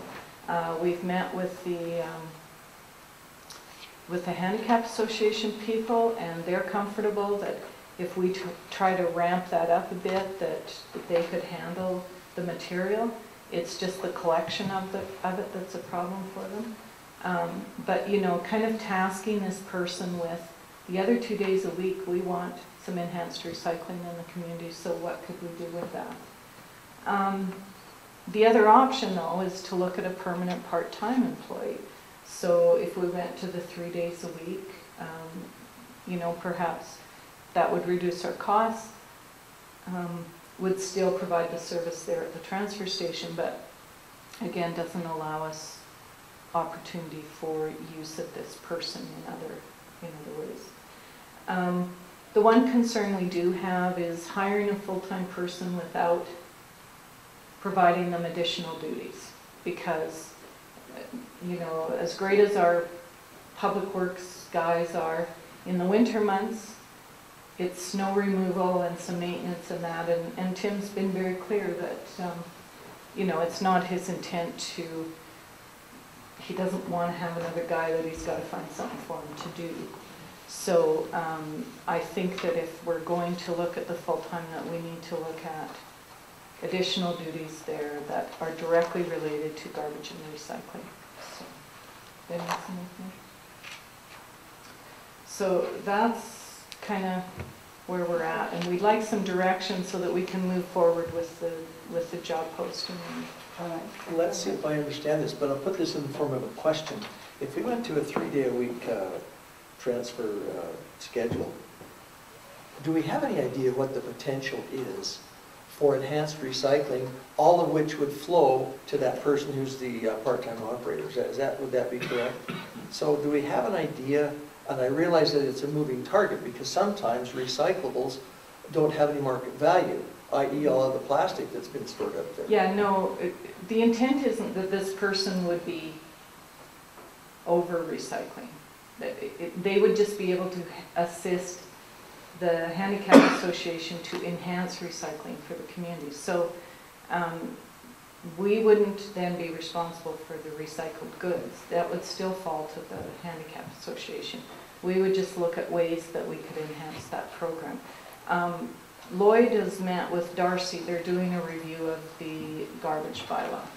And one of their suggestions is that we try to reduce the amount of garbage that's being picked up to, say, down to 2 bags per week, as an example. My suggestion is if we're going to start to limit the amount of garbage that people can put out every week, then we need to provide opportunities for them to do more recycling so that they're able to reduce the amount of garbage they put out. So, you know, it might be things like the trailer that's down in behind the Royal Bank. It seems to always be full with the plastics, you know, the milk jugs and stuff. So maybe the days that the Handicap Association can't be there, then maybe those are days that our employee is getting that and transferring it to them, because they just don't have the manpower to be able to do a daily retrieval of those materials, right? So, you know, we're talking about maybe some enhanced recycling out at the transfer station. Maybe we do a compost pit. We get some additional garbage or cardboard and plastics and whatever around the community so that we're just enhancing opportunities for the community to participate. What about the wood waste? Yeah, that's the other thing we've talked about is, you know, there's some individuals in the community that would like to see us do additional salvaging at the transfer station. So there's a lot of materials there that perhaps could be reused, if not recycled. And so, you know, maybe we just take the lead in trying to put some best practices forward for the Solid Waste Authority and say, look, this is what we can all do as a region. You know, maybe there's some opportunity for some additional chipping. We have a wood chipper, so maybe we can do something out at the transfer station rather than just burning all that material. You know, everybody's looking for wood chips all the time for different projects they're doing. So there's some things there that I think we don't have all the answers, but we think there's some potential there. Okay, we have a little bit of a time constraint at this time. We have our delegation and we don't want to let them wait. Can we carry on this discussion afterwards? Would that be all right with council? Yes? Okay, Mr. Beazer, if you'd like to come and address council, thank you for coming. Thank you for letting me come. I chose not to go to Vauxhall today to a training course so I could be here. 2 reasons. Vauxhall is not that nice place.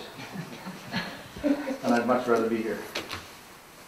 I think as council you probably got my letter that I sent to Marian in regards to regional business licenses. We did. I just want to express a little bit of concern, both as a taxpayer first, but also as a businessman. As a taxpayer, the town joined the Southwest Alberta Business Initiative, I don't know how many years ago, I think I was on council, which was a group that was doing more than just trying to help the region. They were doing a lot with tourism. There was a lot of tourism initiatives and some positive things happening, I felt. And as I've watched them, there seems to be more and more positive things happening with them in the tourism side of things. And when I saw that we dropped out of them, that concerned me because we lost, I don't know where else you'll spend $3,600 to enhance tourism in the town. If you hire a tourism officer to do that, that's going to be a lot more than $3,600. And we're tightly knit in this southwest area with Cardston, Pincher, Waterton, Fort McLeod, Claresholm areas. Our diversity is the same. We're agriculture and ranch based. We rely on tourism, and anybody that's in that business market knows without tourists and people driving through here, those businesses wouldn't do as well as they do. And some may argue they don't do well enough, and so be it. But more tourists would help it. And so I just, from my point as a taxpayer, I think that was a poor mistake to drop out of that. Having said that, the real reason I'm here is the Chief Mountain Gas Co-op we serve gas to 4 counties: the County of Cardston, County of Willow Creek, the MD of Pincher Creek, and the County of Ranchlands. We have customers in all 4 of those counties. We also do work in all the municipalities in those counties, the hamlets, the towns, the villages, etc. When they came out with this regional business license, we may have been one of the first ones in town, I don't know, I didn't go back in history to see when it was put in, but that bought that, because for us to go to each village or municipality and buy a license, and on my sheet I compiled, it was about $980 of business cost to us to buy these licenses. That's a huge burden, not just the fees, but now I have to apply to each of those villages for a license, each of the MDs for a license, each of the towns, etc. And so administratively, that's an extra burden also. It's nice to have been able to bought the regional license and know that we were covered in all those communities. We didn't have to worry about bylaw officer tracking us down, trying to get us to buy a non-resident license, which we now have to do, and which concerns me somewhat. I got a list, there was about 15, I think, that bought business licenses last year. The Alberta Southwest sold 399 regional licenses last year. So my question to council is, out of that 399, how many businesses from Pincher, Fort Macleod, Claresholm, the MD of Cardston, the MD of Pincher, are coming into the town of Cardston to do business, who now have to buy a non-resident license? And how much extra time is that going to be to our bylaw officer to track them down to get them to pay that license? They're functioning on the same basis that we are.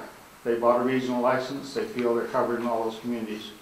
I don't know if their communities are telling them that Cardston isn't included. I don't know that. So I would like to recommend that we would have liked to have seen, as businessmen, an opportunity to opt to pay more for a regional license. If the town felt like they needed to be covered at $3,600, 15 businesses that have to pay $1,000 extra for business licenses would have more than covered that, with an additional $200 or $300 license. And that not only allows the community to stay involved with the Alberta Southwest and the tourism aspect, but also allows us to function easier as a business. I thank you for my time. Thank you, Council. Do you have any questions? Thanks, Dahl. Delbert, thank you for coming. We always appreciate hearing, as a business person, your point of view is very valuable, worthy of our consideration. As a former councillor, you know lots about what happens and how decisions are arrived at. First of all, let me just address on the tourism side. The town of Cardston probably couldn't be more conscious of tourism, and we do lots in that regard. One of the reasons that we didn't worry lots about the kinds of tourism initiatives that Alberta Southwest has going, we have a lot of tourism things we're working on that doesn't spill over into Alberta Southwest, but your point is well made and well taken. But we're doing a lot of things. We do lots with Chinook country tourism, and we do lots on our own. The Mormon Trail Tourism Initiative is one that we're doing with Raymond McGrath, Sterling, and ourselves. Jeff is very, very aggressive in social media and the tourism side of things. So really, we didn't really feel that we lost much on the tourism side, because we do lots on our own and with some other partnerships that we got going. I could mention, and I think it's fair that I do mention, that yourself and the other gentleman with the river rafting, you know, you and he are the first that we've heard of. Now, maybe this departure from Alberta Southwest is new enough in the game that more will come, but you and he are the only ones that we've heard from.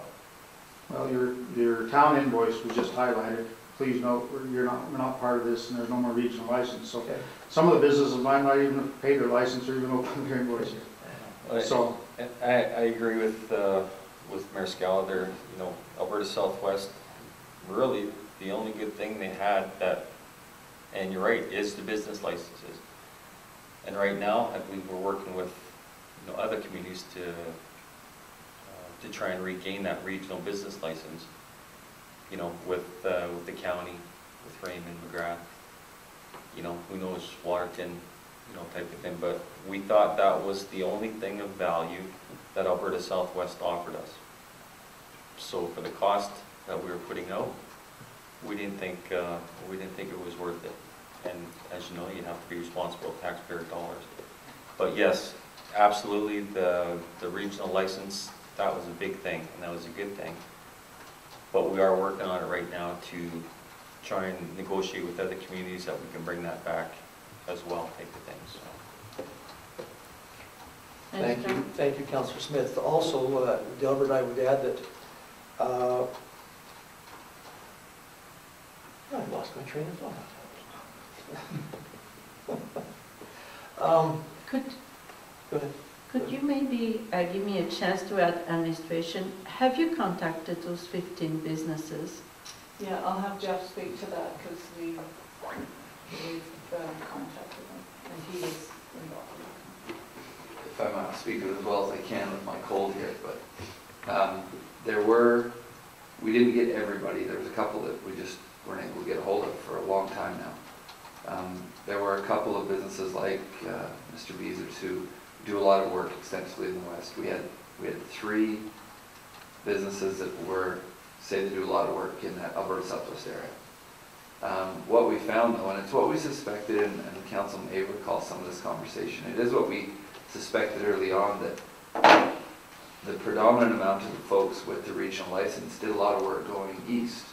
So between here and Lethbridge, McGrath, Raymond, Lethbridge, and the county. The predominant amount is the county, of course, right? Especially our contractors, machinery operators, people like that. They work seamlessly between the town and the county. So we suspected that there was a lot of transfer there, which when we contacted everybody was the case. So we did see some that do a lot there, the 3 like Mr. Beezer's business. And by and large, a lot of people were McGrath, Lethbridge, Cardston, and through that corridor, and obviously the county, almost everyone uniformly does work in the county. All right, so essentially, those were the parameters. Are you aware of any other business as yours that has been negatively impacted by the decision? Well, I think you're going to hear about them more and more as, let's say, construction company ABC comes from Pincher to build a house. What's the non-resident license now? $300. $300, where they were paying $80. I think you're going to hear about it. I think that more than just the local taxpayers are going to. I don't know if you charge the county people, and I know there's something else being worked out, but that's not going to be available for a year probably. I mean, you can look at it the other way too. I mean, does it promote? I mean, if you have license agreements with contractors in McGrath or Raymond or whatever, I mean, they can buy a business license and then therefore working together in a corridor type of thing. So yeah, but I mean, it could. That's not in place now. I'd love to see something more. No, not now. Yeah, absolutely, we're working towards it for sure. And we realized, like that was, like I say, that was probably one of the best things that Alberta Southwest, or probably the best thing that Alberta Southwest had going for it. So, but we figured that it's a natural corridor between, like I say, the county, Raymond, McGrath, Glenwood, Hill Spring, probably Waterton or whatever. But we figured the other way, there's not really a connection with our area, our specific area here. So just kind of went that way. Just a couple of comments. I remember what I was going to mention. You made a couple of comments that I can answer in this way, Gilbert. Ryan Vadney, by the description of his job, is 0.5 economic development and tourism. That's what half of his responsibility is. One of my reasons in supporting the move away from Alberta Southwest, they do a lot of good things, and they have been awarded and been given some recognition for the good things that they do. We would need a person to have more than 0.5, part of his job description, to maximize our membership in Alberta Southwest. The other thing is there's nothing to prevent us from entering into agreements with, like Councillor Smith has alluded to enter into agreements with McGrath, with Raymond, with communities between here and Lethbridge. And I might add that there is a little bit of history going on here, because around the same time that we voted to leave Alberta Southwest Regional Economic Development was the move also that we had discussed to leave Community Futures Southwest. And we have been looking at being part of Community Futures in Lethbridge. Now, they don't do the same thing, but we're saying that our synergies, our existing alliances and corridors, and some natural corridors are between here up Highway 5 to Lethbridge. Having said that, I'll go back to my comment that maybe council could seriously look at entering into business license agreements with our own selected area, like I mentioned, Raymond, Lethbridge, McGrath, and that kind of thing. Don't know what Lethbridge would say about that, but we could certainly have some of those discussions and look at the wisdom and advisability of doing that. I might make a comment, Okay. and don't take this wrong, but for years, Rick, the biggest complaint from the business community of Cardston is people shopping in Lethbridge. And here it seems council is leaning to push people that way. Well, and so I find that statement is, you know, you'll pay for councillors to go to meetings there, you'll push it all that way, and I get your point, but having said that, Delbert, we've said around this council table 2 or 3 times, if not more than that, we don't seem to have any synergies, any natural corridors, any interaction between those communities to the west. We just don't. No, you must not talk to tourists, Rick, because the tourists don't go to McGrath and Raymond. They come to Cardston and tour Waterloo Park and up the Cowboy Trail. Now you're mixing up tourism and the business license Yes, situation. I know, because they're part of the same thing. But Delbert, rest assured, our tourism thrust, our tourism work, our tourism strategy, we don't exclude anybody, and I don't know that we felt like there was much tourism loss by us not being part of Alberta Southwest. We do a ton of things on the internet. We're involved with Chinook Country Tourism, like I mentioned. So I mean, I realize that what we used to call that spill, I guess is the word, in terms of Cardston money going to Lethbridge. But anyway, I think as a council, Madam Chair, we may want to take up some discussions involving the business license concern. Maybe within another few months, we can monitor that and see what we might hear from other concerned businesses. Well, I think your concerns are well raised. I just was a little surprised by the sarcastic tone of your email. And I know you are a professional in the community. It took me aback a little bit, and I thought communication to council and to administration should be toned down somewhat. And in the same tone, Maggie, I think communication to the businesses would have been appreciated. Okay, well, before just getting it in the business license notice. It is maybe a now wise I'm thing. 2 months behind to get my business licenses in place. Well, I can't make your business decision for you. No. I understand what you But have for a- problem. but a But letter or I phone mean, call. I think communication has to be, I understand what you're saying, but there's a level of the tone and the sarcasm that we could have done without. Well, I'm telling you that personally, and I think if I contacted the other 14 businesses, we would pay the $3,600 plus our regional license because it'd be cheaper for us. Well, you know, And then the town it's benefits maybe- from being a member. It's something that we as council made a decision. Maybe you may not agree with the decision. It impacts you negatively. I can see that. I can hear it.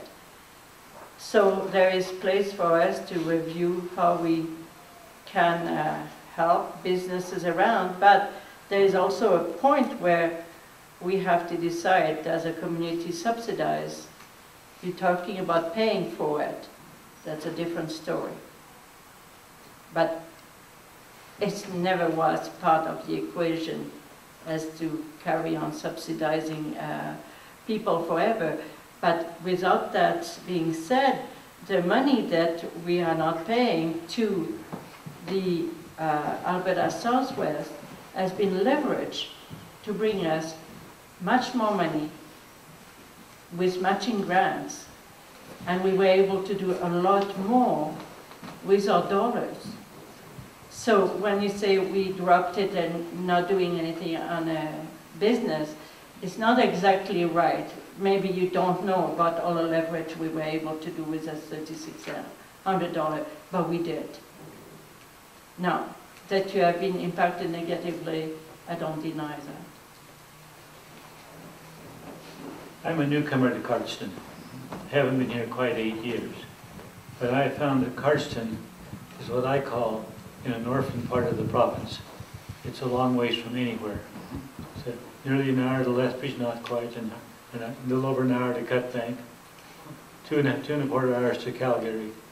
And people travel a lot different today than they did when I was a youngster living in Raymond. And they'll go at a drop of a hat to save a dime. You're right. Thank you for your time. Thank you, but you brought some good points, and another good point that I would say you brought is a value added belonging to regional organization, and that is something that needs to be reviewed very seriously. I totally agree with you. Yeah. Thank you. Thanks, Bill. Yeah.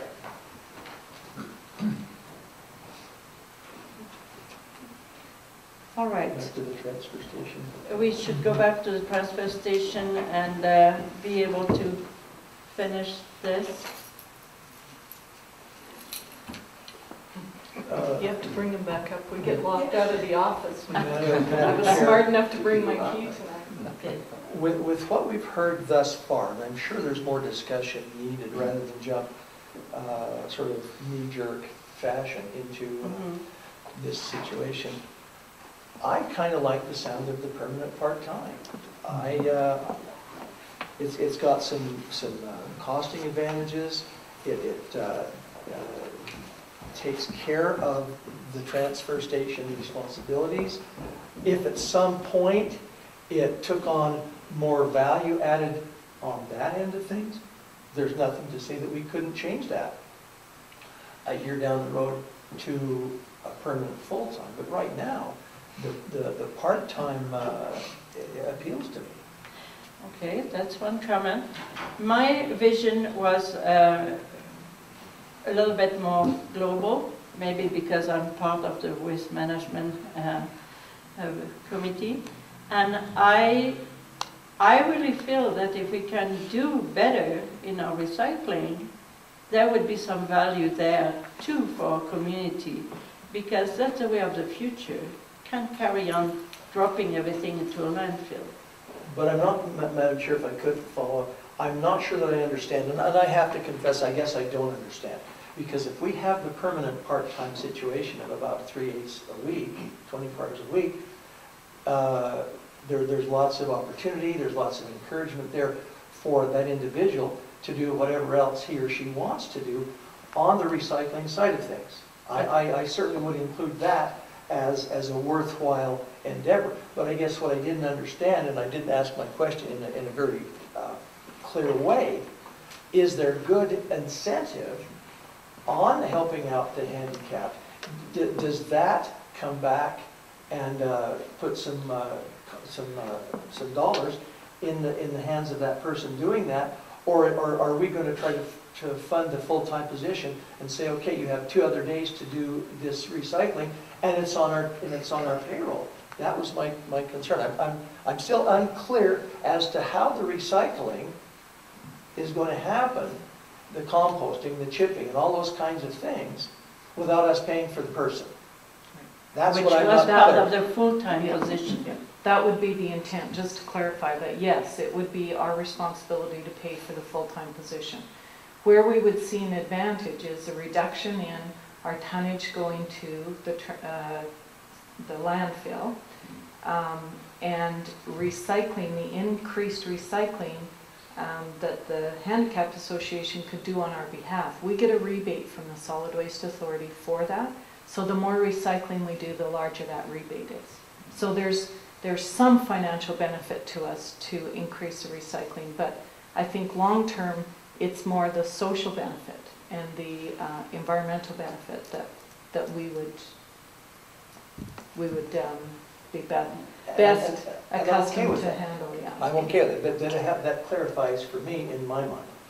Okay. Thank you. Councillor Smith?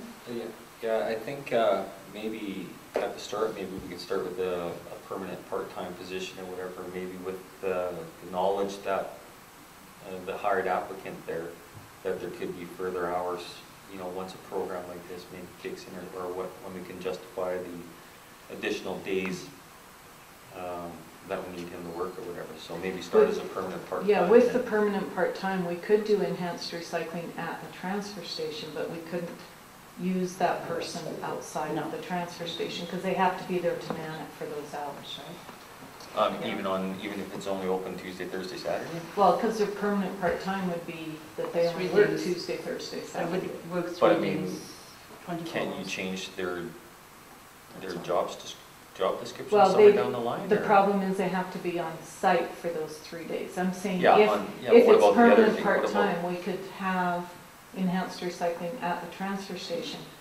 But yes, I agree, we could let them know that there's potential option for this to go into a more permanent position.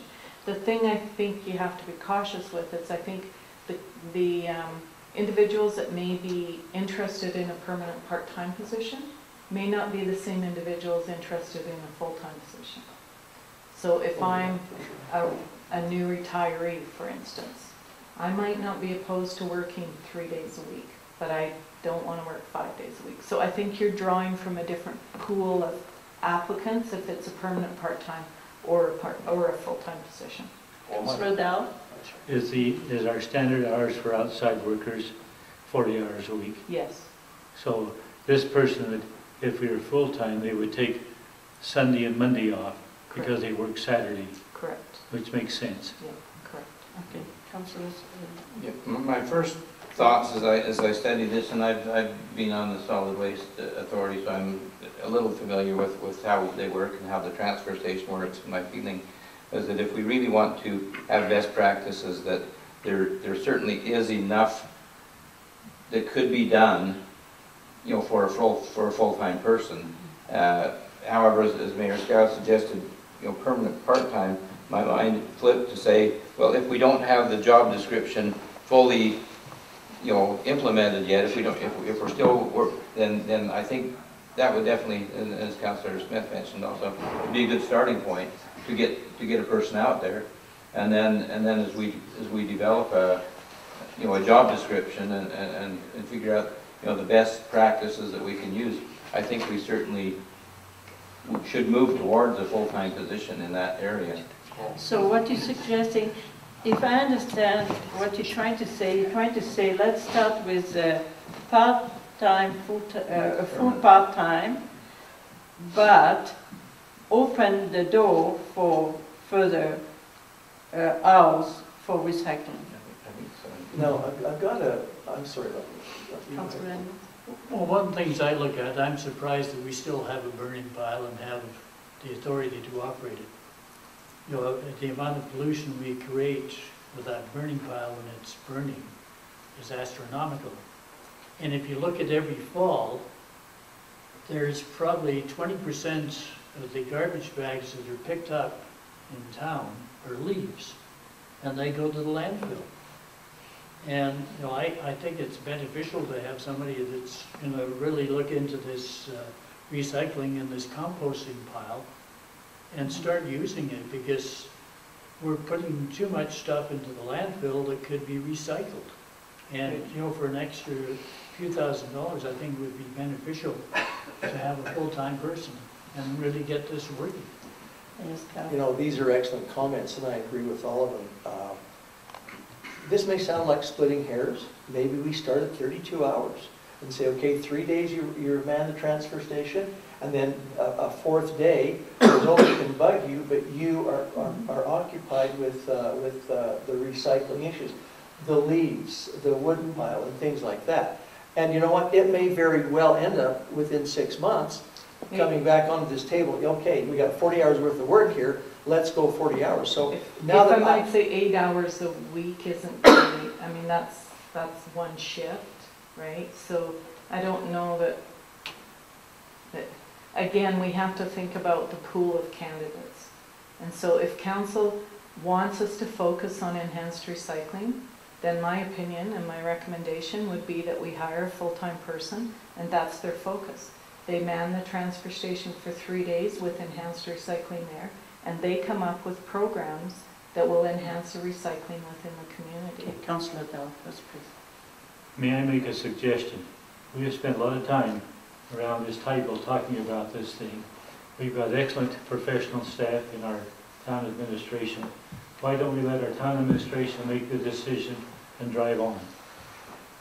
Madam Chair, I am making a motion that we recommend to council. Okay. A 40-hour position, open the transfer station 3 days, and 16 more hours of enhanced recycling. That's basically my motion to recommend to council. Okay, there is a motion on the table. Any more questions?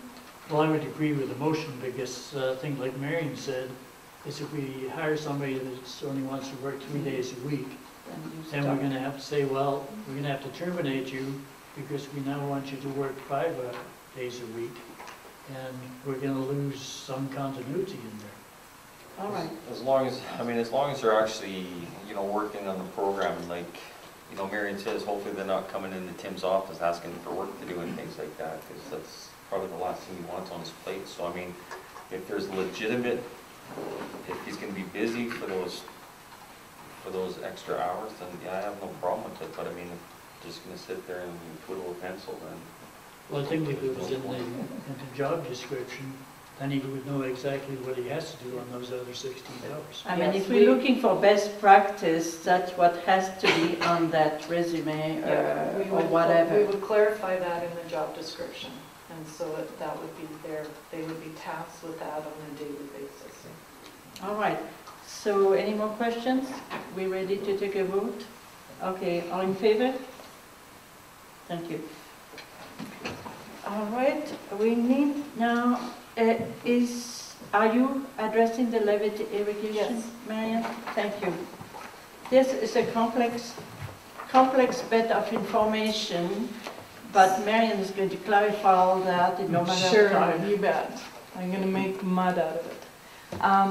I tasked Ryan with meeting with the Levitt Irrigation District. We have some license through the Levitt Irrigation District that we're currently not using. One is for irrigation on the northwest corner of town where we own that industrial land up there. And we've sold off part of that land, so that kind of became an issue as well. And then there's an old irrigation ditch that we had license for that has long since been closed in and hasn't been used, but we pay those annually. In speaking with Greg Burt years ago about this, the reason council at that time had chosen to continue paying for those licenses through Levitt Irrigation was for the potential of community irrigation long term. They didn't want to lose the license by not paying it. So we just wanted to kind of clear some of that up. As well, the irrigation district had come to me and had suggested that perhaps they wanted to go to some additional phases for piping their system. And a number of years ago, the town of Cardston partnered with the Levitt Irrigation District. We borrowed the money for them to pipe from lateral K in, and we paid the interest on the debenture, and the Levitt Irrigation District paid the principal on that. That final payment will be in 2013, I believe. We will be finished with that debenture. So they're looking at some additional phases. So when Ryan met with them, there was a couple of things that came to light. We'd like to look at the opportunity of transferring the licenses within Levitt Irrigation to our community irrigation line, because currently we're using our 375 acre feet from the Belly River, which is for municipal purposes, is being conveyed through the Levitt Irrigation District system, and we're using that as part for our community irrigation line that irrigates the golf course and will be irrigating the Reunion Center, Lions Park, and Rotary Park, and as well Remington Carriage Museum. We've got a connection there for them. So we'd like to look at transferring some of those licenses over that we currently have in that northwest and that old irrigation ditch that would accommodate that, which would free up that municipal license that we have. Can I just ask a quick question on that? Do we lose a percentage on No, irrigated water? no, on that? because it's just from Just Levitt irrigated, Irrigation, okay. just saying we want to transfer it to a different property, and so, That's yeah, not an it's issue. not Okay. Alberta Environment Transfer, which Okay, is, yeah. yeah. Okay. On your fourth page of your letter, next to the last paragraph, you say engage residents living east of 12th Street to determine if they would be in favor of a community irrigation Yeah. project to service large lot residential properties along 12th Street. And I just said what would be the cost. Yeah, exactly. So that comes with the transfer of those licenses. The other thing that we'd like to investigate is speaking with those residents that are in that large lot area up on the northwest side of town and ask them if they would be interested in pursuing the possibility of extending irrigation to their properties so that they could do their irrigating with raw water rather than using potable water. We don't know what that cost would be right now, but we'd like to engage that conversation at this point in time. So there's a couple of things there. But the other thing is talking about the extension of this piping system through the irrigation canal. And our recommendation is that because there's obviously a benefit to the Levitt Irrigation District, there's potential benefit to the town to provide cleaner water when it's not going through a ditch, it's going through a pipe system. So it may allow us to use more of that 375 acres in longer periods of time. But there's also a benefit to the county and the county residents. First is because we supply water to the county is one benefit, but it's their residents that access Levitt irrigation along that canal. And so, you know, there's a benefit to their residents. And so our suggestion is that my recommendation would be that the intermunicipal committee be tasked with exploring this with the county and Levitt Irrigation District moving forward to see if there's a way that we can help them along with the county to be able to accomplish what they're trying to do. Because essentially there is a cost associated to that irrigation project, which is in about $1 million or something like that. Well, they haven't had it engineered yet, but they're Okay. anticipating that that's probably the amount that they would be responsible for. They'd also access grants for it, so. Go ahead. Yeah, Councillor Smith. I think I think that'd be great to have that. I mean, when you look at the pumping costs, what it costs us to pump water out instead of, you know, having Gravity. gravity fed. Right now, the difficulty with using irrigation water is the turbidity and the quality of the water, and it has to be, you know, certain times a year. Obviously, we have to keep our alternative sources because of Levitt irrigation isn't on year-round, but that's something that, yeah. So I've got a question. Is Romero Lake fed by a canal or something from Belly River? Yes. Yeah. Rumroll, yes. That just struck me. Where is Romero Lake? Well, you drive right to Waterton. If you get to the Mountain View turnoff, Romero Lake is right there in that corner between the Mountain View turnoff and Highway 5 to Waterton, and Romero's are right here. And so, yeah, light bulb goes on. Yeah. All right, so, Mainly. yeah, Pinley, all that. What we need then, if I, go ahead. Well, I'll make a recommendation that we have a further discussion on looking in with the different parties involved.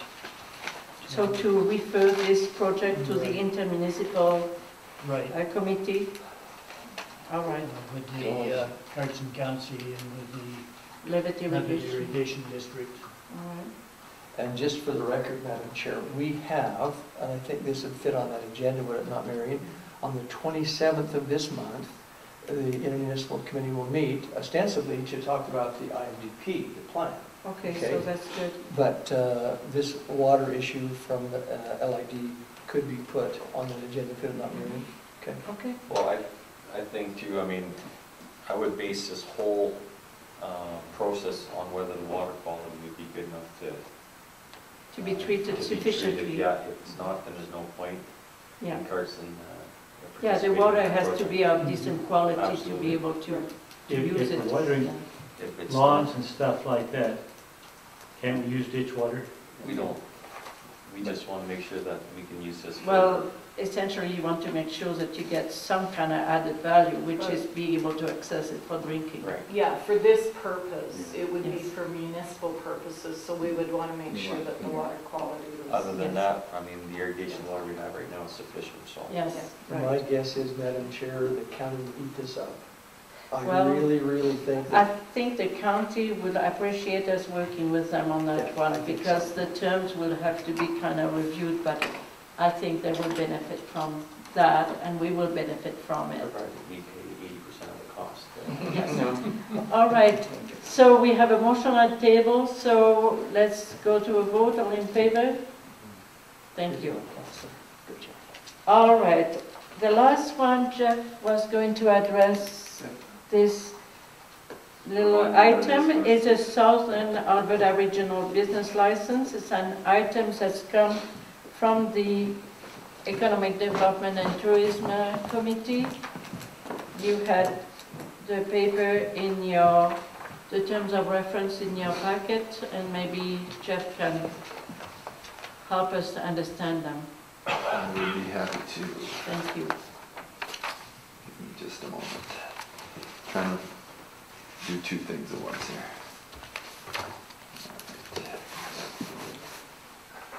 Thank you. It's even better. Excuse me. Fighting one of the worst colds I've had in years today, but. Well, we hope you get well soon. Yeah, I don't want my paper back now. Yeah, that's right. After the town of Cardston and council chose to opt out of Alberta Southwest, one of the conversations at the Economic Development Committee is what are we seeing as the trend for our local business people? Where are they doing their business? Who will be affected by that decision? We've heard from a couple people tonight.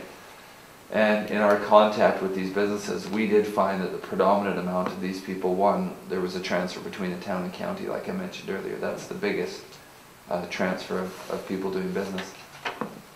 Both people in Cardston going to the county, but vice versa. We have a lot of people who live in the county that provide very important services in the community that we don't have people in the community providing. And I'll use heavy equipment operators as an example. So we have a number of good operators that live in the county that do almost all their work in the town.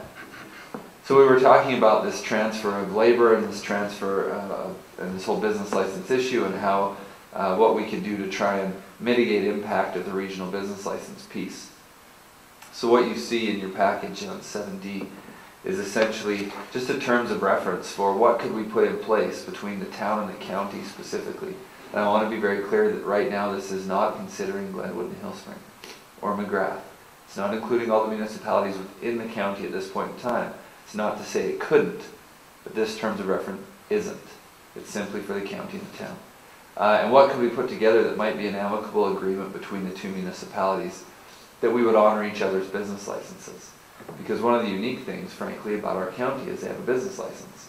There's many of the rural MDs that don't license their businesses. So we have both of that in common, where we could honor each other's licenses, and we feel, or the Economic Development Board feels, I should say, and I would echo it to a large degree, that that would accommodate many, many of the people in our community within the town limits who had regional business licenses, accommodate their work in the county.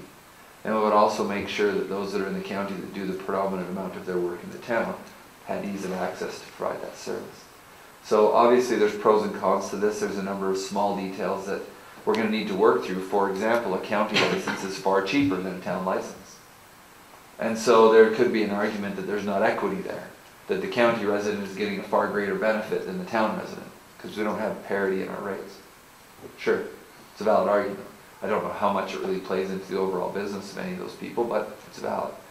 So there's a number of those pieces that maybe still need to be worked out, but we wanted to, the ECDEV board wanted to get this to council, get some feedback, get some things that perhaps they should consider, or other things we should look at doing. So it's fairly straightforward. We haven't put any kind of complexity to it. I should also mention that this term of reference through the county representation on the board will be discussed by county council whenever it goes on their agenda. Neither party's been asked for any commitments at this point, simply just points of discussion. Madam Chair, I find Jeff's comment about the disparity in the cost of the business licenses pretty much, not so much a sticking point, but it's very curious, because one of the comments I was going to make is, well, maybe for starters we say, okay, if you live in the county, you can buy a town business license for half price. If you live in the town, you can buy a business license in the county for half price. But that's almost free for people to buy a county business license.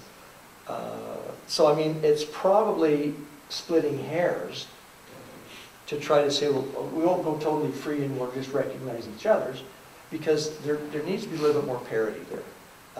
Having said that, maybe we just go ahead and do it and recognize each other's business licenses. So are we ready, Madam Chair, are we ready to maybe take this to the municipal, intermunicipal meeting as an agenda item?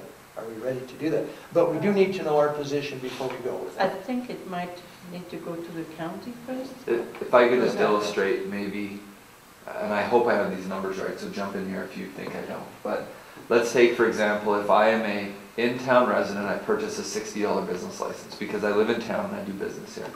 And I go buy a county out-of-town license. I believe that's $200 because I'm not a constituent of the county. Conversely, if I'm a county resident in the county, I buy my license for $25 from the county. And when I come into the town of Cardston, I pay $300 for an out-of-town business license.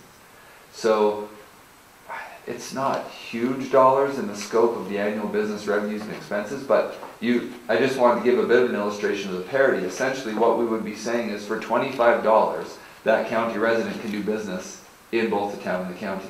We are walking away from the $300 piece. And I think that's just important to establish. At the same time, we're giving our in-town businesses the benefit of the $200 benefit, if the county were to agree, and I don't know that at this point. So I just wanted to illustrate the finances on that. Marian wanted to talk, and then Councillor Smith. Councillor Smith, go ahead. Okay, I was just thinking, maybe the town and the county needs to get together, come up with a price, split the cost, and then administration costs go, or we did extra administration, dollars go towards the county or the town or whoever did the paperwork on the license there. So I think that's something that the town and county can just come up with a number. This is what it is. And then whoever, if it's $100 or whatever, the town gets, or the county gets 40, and then the town gets, you know, the rest for administration and whatever the costs are as well. So you're talking the nitty-gritty of saying... It's just like I say, there's parity between the two. I mean, there's one number here, you split it both ways, Or to make and a then pool whoever of writes the money license somewhere. out gets an administration. Okay, Marian wanted to say something. I was just going to say, if we get into a licensing of regional between the town and the county, it's a different concept than recognizing each other's licenses, because at this point, if that's the intent of this, and what I hear from the Economic Development Board, administratively, it's really nothing to us, right? Because they just have to show proof of a county license and they're good to operate here. But if you start issuing an additional license, then there's an administrative cost, and then you're going to have to charge a fee for that. So it's just something to keep in mind, that perhaps as a first step, maybe it is just simply a recognition of each other's licenses. Councillor Dahl first. We're not talking big dollars. We're talking perception. And if a businessman thinks he's being charged too much, he will object, whether it's a big dollar or a small dollar. Okay. I think with some of the nitty-gritty that's sort of being bantered around here, I really think that this could go to that intermunicipal committee, and we kind of hash that out with them, and then we come back to respective councils if we can come out of that meeting with an agreement.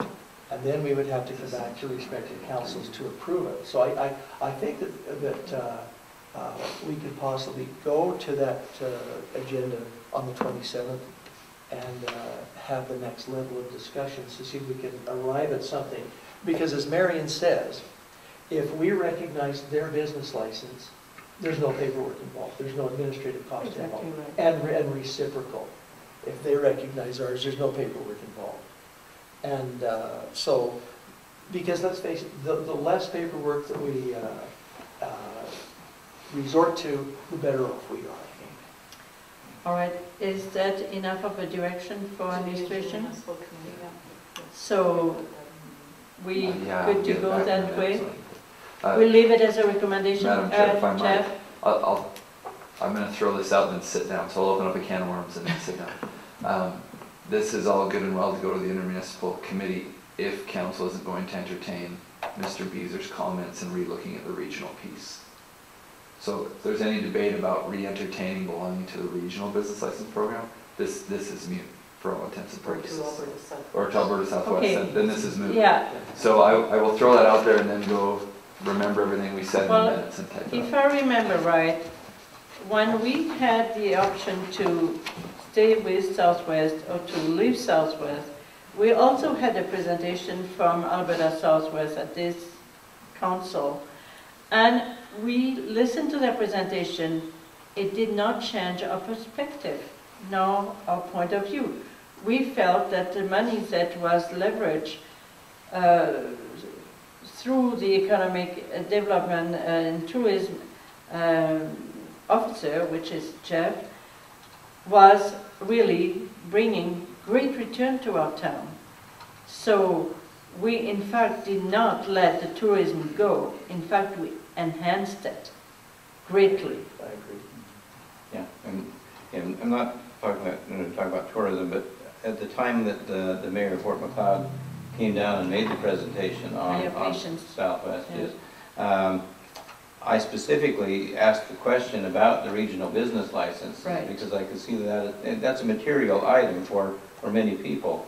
And I recall the answer was kind of like, well, we'll see. It was, I didn't get a definite answer on that, and I wish I had, because I do feel like that is a significant benefit. It's kind of like a free trade throughout the region, and the more we can support that. It's not just our contractors going to other communities, but when other contractors come to our community, they see our community, they will do some business here, they might even consider moving here. But if we look like an offish community, like, we're not going to associate with you, yeah, they have no interest, and it starts to isolate our community even more. So I feel like, that to me is a material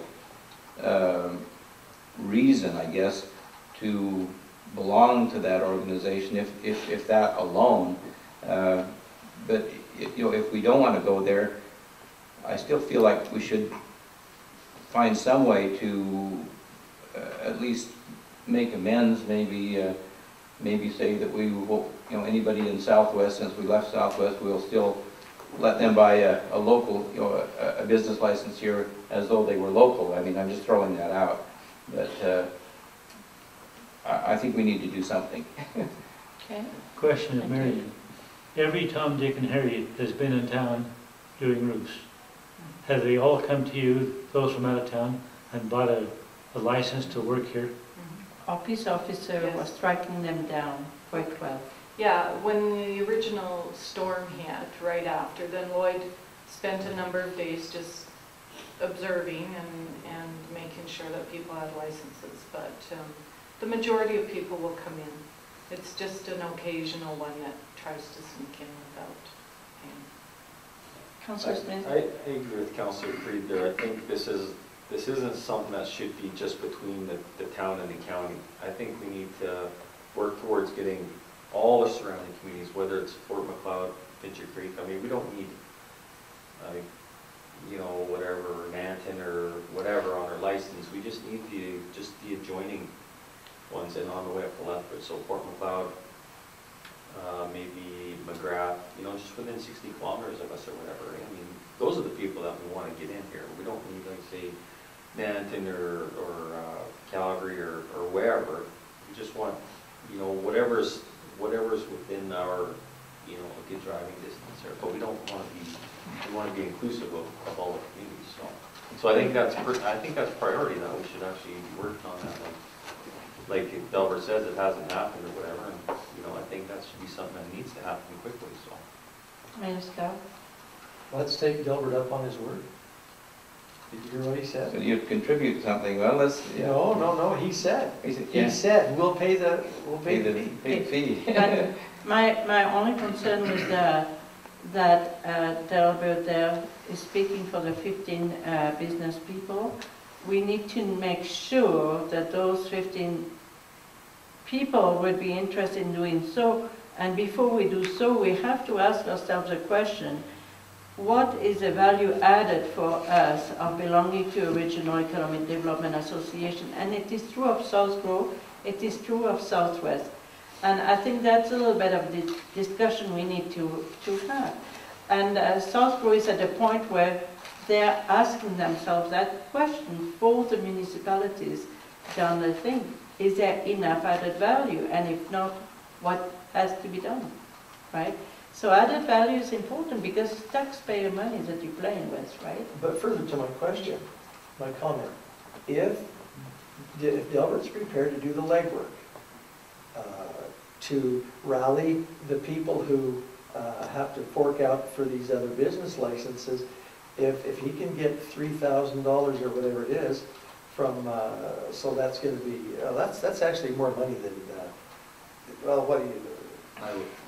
I would If I may, we reported from our conversation with the businesses, there was only a couple we weren't able to get a hold of. So 12 or 13 of the 15, there was only 3 that said that this would have an impact on them. I can't imagine that those 3 are prepared to cut it to $3,600. The balance of those said that they would be very interested in us having a shared business license with the county in some way, because that's where they do the majority of business. So there's really the answer to our question, Madam Chair, is that of that 15, there's only 3 that have a concern, and so we don't need to, I think maybe Delbert has overstated the impact on a whole lot of people, which really is an overstatement. So I'm perfectly comfortable. I mean, if you want to really get involved in an organization that is growing like crazy and would get us some good exposure, Alberta Badlands. I mean, Alberta Badlands is just growing leaps and bounds.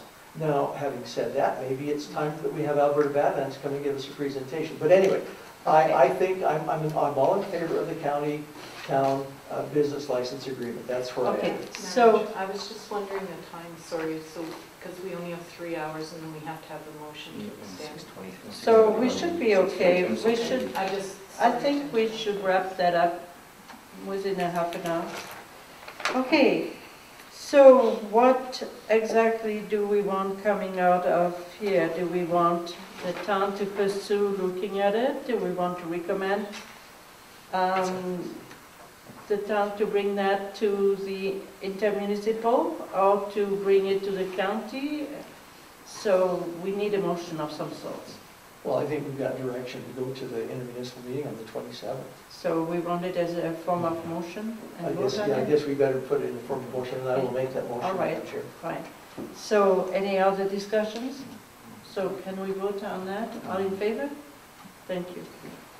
Okay, so that is the end of that business. We will go to 8, and maybe Mayor Schow, you could start to debrief us on the changes or proposed changes to the federal electoral boundaries. Let me draw your attention to this map, which we were all given just prior to the start of the meeting. It's not in your packet, but it was handed out separately, okay? Okay, thank you. Okay, so what we have is when the Boundary Commission gave its submission presentation to Parliament, I think it was on the 12th of December, there was a fair bit of opposition from the Member of Parliament for Medicine Hat. They have very well developed rapport, synergy, whatnot with Brooks. And so he very adamantly filed an opposition to it and wants Brooks in the Medicine Hat riding. So what was presented to all of the mayors, and Reeves were represented in a meeting yesterday in Raymond, the trade-off to keep the population numbers that would work, if 21,000 people, which is Brooks and the Newell County, were to go in Medicine Hat riding, they've got to find about 20 or 21,000 offset. And so where we came down as mayors and Reeves is that we would opt to, Cardston would opt to go into the Bow River riding. Okay. It goes as far north, the communities up there, Chestermere is about 25,000. Strathmore is about 12,000. But the numbers could equal out with Cardston, McGrath, Raymond, and Sterling. The north part of County Warner, going along the Westland School Division boundary, would go into Bow River riding. And also they proposed that the Blood Reserve would also go into the Bow River riding. And there's your 20 or 21,000 population. That's pretty much where that stands right now. Okay. All right, so that's going to be taken care by Mr. Hillier and brought back to the commission Pretty much, yeah. for review. If Okay. I might, Madam Chair, Mr. Hillier is looking for a letter of support from All right. council that we need to submit tomorrow. So Okay. we would need direction to. So is somebody ready to make? Okay, yes, I'll make the motion that we Right. send a letter of support to our Member of Parliament, Mr. Hillier, that we would support putting Cardston County into the Bow River riding, Town of Cardston. or town of Cardston, right. Madam Chair, I'm a little bit disappointed because this letter needs to be tweaked, and we will tweak it accordingly. It says here, the counties of Cardston and Warner, when in essence, it's only the north half It's a of the portion, county. half of Warner. And of course, we would just speak on behalf of the town of Cardston. But if we were to use this letter as a model, we would use and a portion of Warner, Right, I'll put the bracket. commensurate with the contiguous with the Westland School boundary. Right. All right, so there is a motion on the table. Any more discussion regarding this item? No, seeing none, let's go to the vote. Everybody in favor? Thank you. So this is your direction, Marian, that should be fine. Okay, let's go to 8B. That was the attendance by mayors and councillors of different areas to the AUMA Alberta Southwest meeting. Mayor Schow, would you like to address us? I'll try to make this as brief as possible because it is fairly simple. I hope all of us around the table are aware of the huge tax revenue generated in counties versus how tight we have to be with the taxes that we have access to in primarily the small urbans, okay? Small urbans means, the towns that were part of AUMA. And so what came out of that meeting with North Darling, and of course Kim Craig is our AUMA delegate. North Darling is a vice president with towns, and Kim Craig is the board member for Town South. That Kim Craig is going to come up with a letter that will then be circulated to councils, and that we're trying to get every small urban, and hopefully over the entire province, to send this letter to AUMA, and also probably to send that same letter to municipal affairs. So there is going to be a letter coming out from Kim Craig's office, Mayor Kim Craig, Mayor of Coaldale, and we will see that letter hopefully by our next meeting.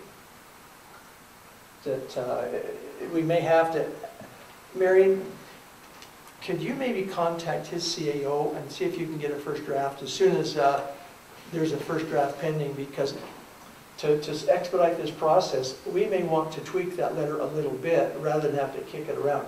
Mind you, it's not so much a time-sensitive issue because there's not another AUMA until November of this year. But there is a mayor's caucus coming up in 2 weeks in Edmonton that Marian and I will be going to. So just a thought that maybe contact that Coaldale CEO, but we'll be going to mayor's caucus in a week. So, all right, that's I think all that. Unless there's some questions. I So, was amazed at the amount of money they estimate they have. Oh, it is millions, literally. Well, it said 1.4 billion. $1.4 billion in tax money, but the rural counties and municipalities, divide among themselves. I would Councillor say Dahl? to attend that meeting that the mayor speaks of, how many small communities struggle. Yep, well, And sustainability They had limited is resources. the problem. And They have big things they'd like to do, but they don't have any money to do it with, and it's a big struggle. Councillor Creed. Understanding the problem, Mayor Schow, what would this letter, what would be the intended letter? What were we requesting? Well, the letter is going to introduce the position that primarily the small urbans take in addressing the tax inequity, and to pressure partly the AUMA to be more aggressive for us, and also to eventually make sure that Municipal Affairs knows that we're very serious, that we're concerned, and this tax inequity situation cannot go on any longer. So the point was made that Picture Butte was in a situation where 75% of their facility users reside on the outside of Picture Butte. They live in the county of Lethbridge. They had to do some public PR work and sort of shame the county into stepping up and paying their fair share, or at least a part of their fair share, of the facility that their county people use in Picture Butte. So that's the next place this has got to go. If there's not some public pressure, either to the Department of Municipal Affairs or to the various counties, it probably won't go anywhere. Okay. Probably won't go anywhere. Thank you. Councillor Dahl? No, Is that I fine? just think that, as the Mayor said, it's a major problem between those who have and those who have not. There's no redistribution of wealth right now. And if we realized how low taxes are in counties, we would be appalled. The mayor of Milk River has a quarter section of land. And that quarter section of land, you could argue, is worth about $1,000 an acre. So the value would be about $160,000. His tax bill on that is $300. And yet that quarter section can generate little income, never depreciates, requires maybe some erosion mitigation at the very most. But his tax bill on that quarter section is $300. But I think we have to be careful. Anyway. But the moment you Not raise it, to you'll talk stop. about... Oh, no, he private said he would have been happy to pay twice that much. Anyway. Well, he's a very kind man to divulge all that information publicly. All right, so we need to look at our next item. The attendance to the Alberta Health Services is a reminder for you. There is a meeting tomorrow, starting At 1 o'clock. at 1 o'clock. Right here? 1 o'clock. Right Okay. here. Up here? Up here. So I don't know how many of you are able to come. I will be there. I will be there. Okay, so there will be a great representation. Thank you. Is there going to be There's other municipalities invited as well. Is there going to be a lunch of any kind? No. You come after Can we lunch. bring our lunch? Come Just after eat lunch. first. Just eat first. Yeah. That might be my lunch hour. Okay. Well, I shall provide you with something.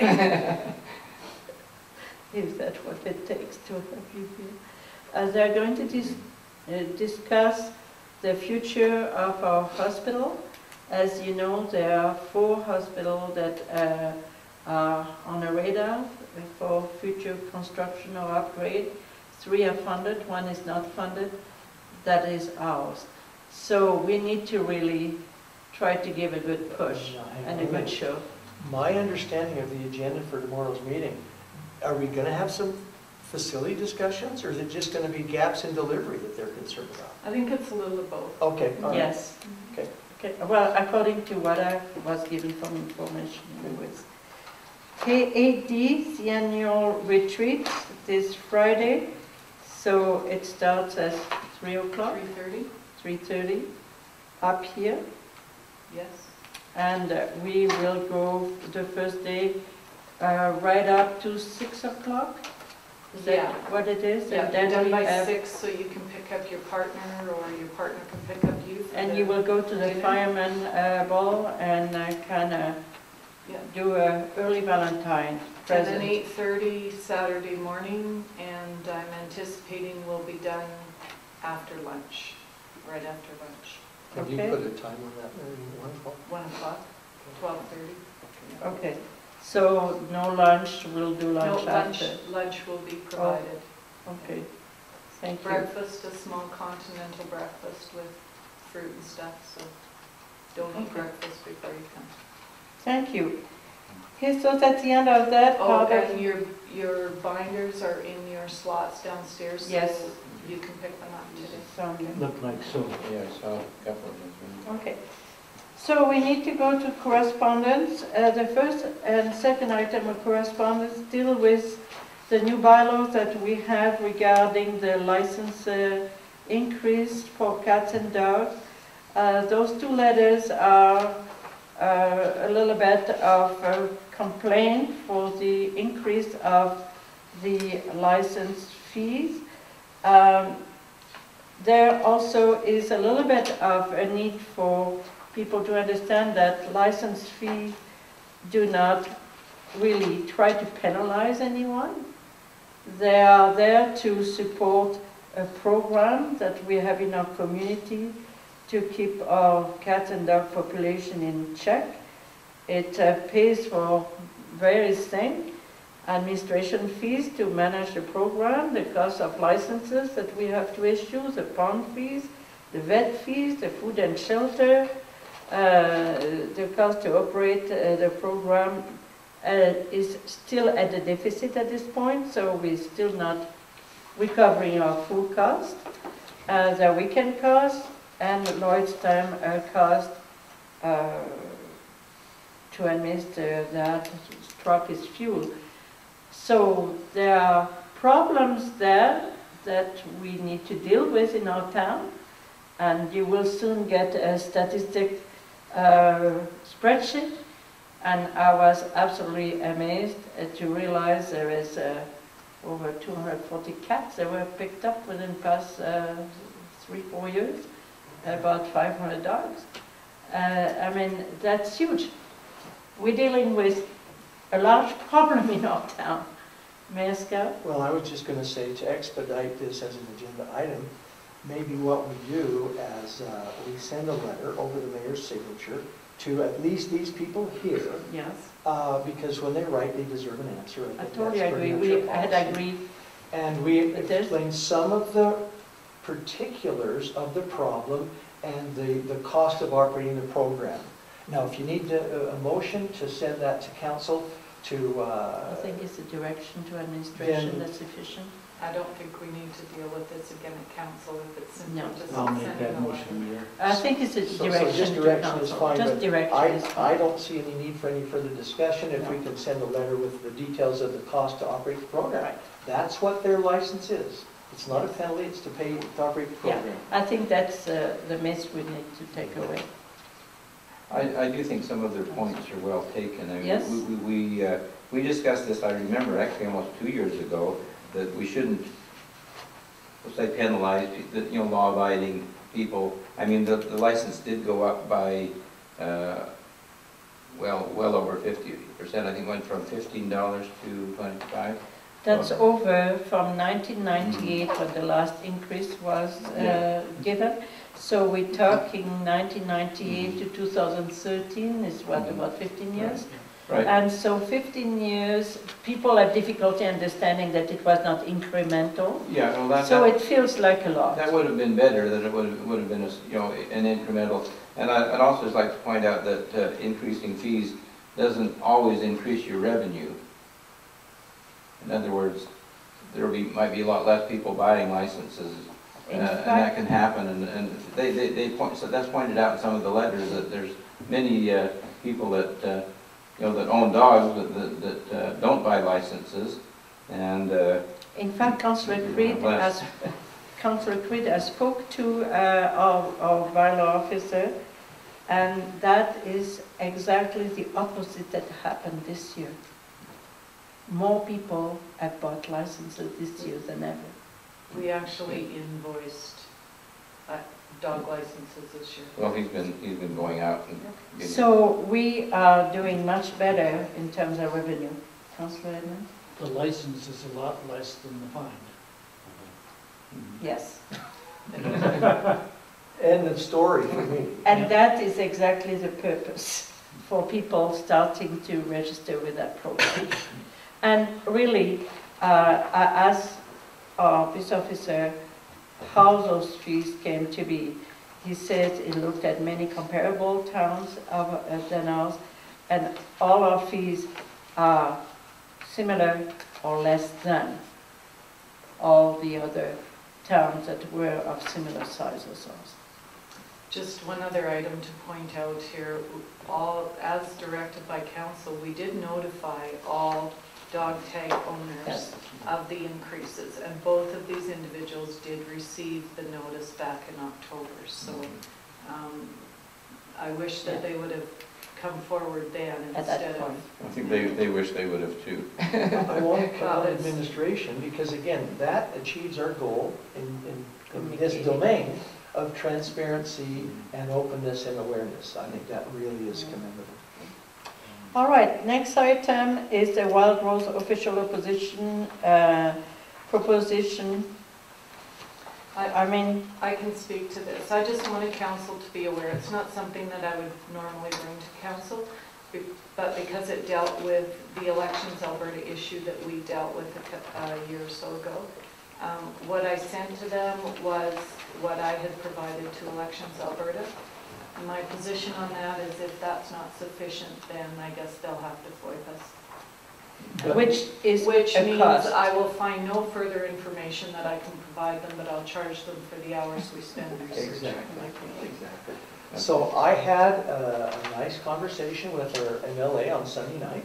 I called Mr. Bickman and I said, now, what's your policy on a nice conversation on a Sunday night? He says, well, I've got some time, it's okay. He said, I'm taping the Super Bowl, so it's okay, let's talk. So I said, I think we would have appreciated, because you have 17 MLAs sitting. It would have been nice if you'd sent a memo or picked up the phone and called the mayor of those communities and said, hey, our policy division is going to send you a request for this piece of information. He says, yeah, he says it probably would have been a good PR. Yeah, it was not very well done. It gave us a feeling that we were guilty of something and we're guilty of nothing. But I like the fact that a FOIP request, they have to pay for. Exactly right, and Yeah, I it would like be that. the same way. Well done. Okay, 9D is the Alberta government. As you can see, this is a little bit of an interesting communication regarding to protect electricity consumer.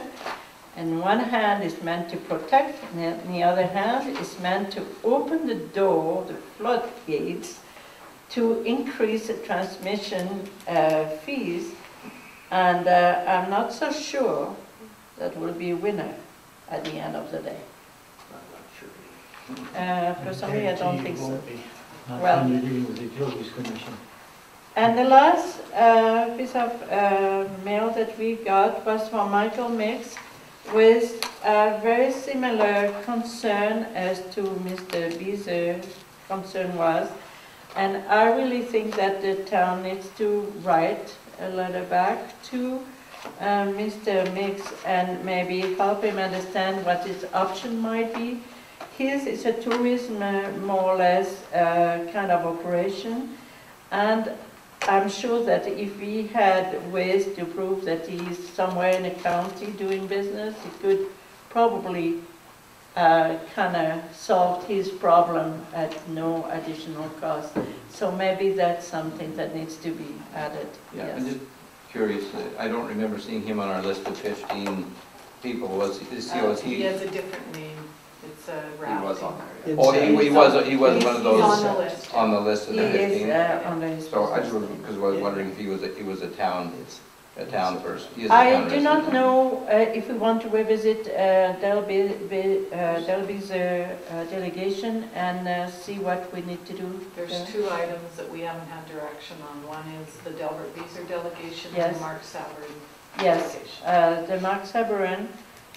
Maybe let's deal with this one first. The Mark Sabaran is the necessity for the town to carry on monitoring on a regular basis the sloughing of the hill. I need to see if we could get a motion to recommend to the town to hire services to keep that hill monitored. Maybe for Madam Chair, my preference would be to direct administration to come back with some recommendations and some costs of what monitoring is going to cost us.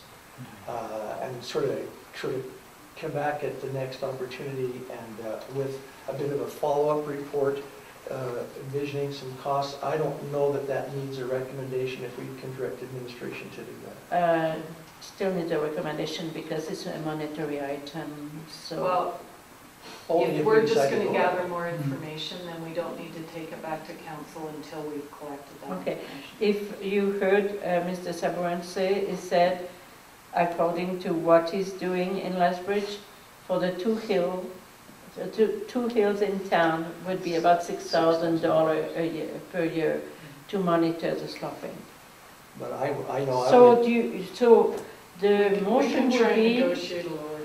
so do you want to put a motion then forward, Mayor Schow? I just in your want, term? I personally would prefer to direct administration to bring us back a little bit more information, so we have a little bit more information that we're voting on. Okay, so we want to do a direction to administration to gather more information regarding the cost of monitoring the sloughing on a hill. The need of it, the frequency and the implications of it. That's Okay, my- I thank you. agree with what the mayor has said. I think we're fighting a natural problem. And I think one thing we've got to be aware of is that as our administration looks at this thing, what is the cost of monitoring this stuff, and what do we do, and when do we do it, and how do we do it? It's all an engineer's, it send us a bill, that's about it. That's right. All right, so that is the direction. The next direction we need to give to administration is regarding the email from Mr. Beazer.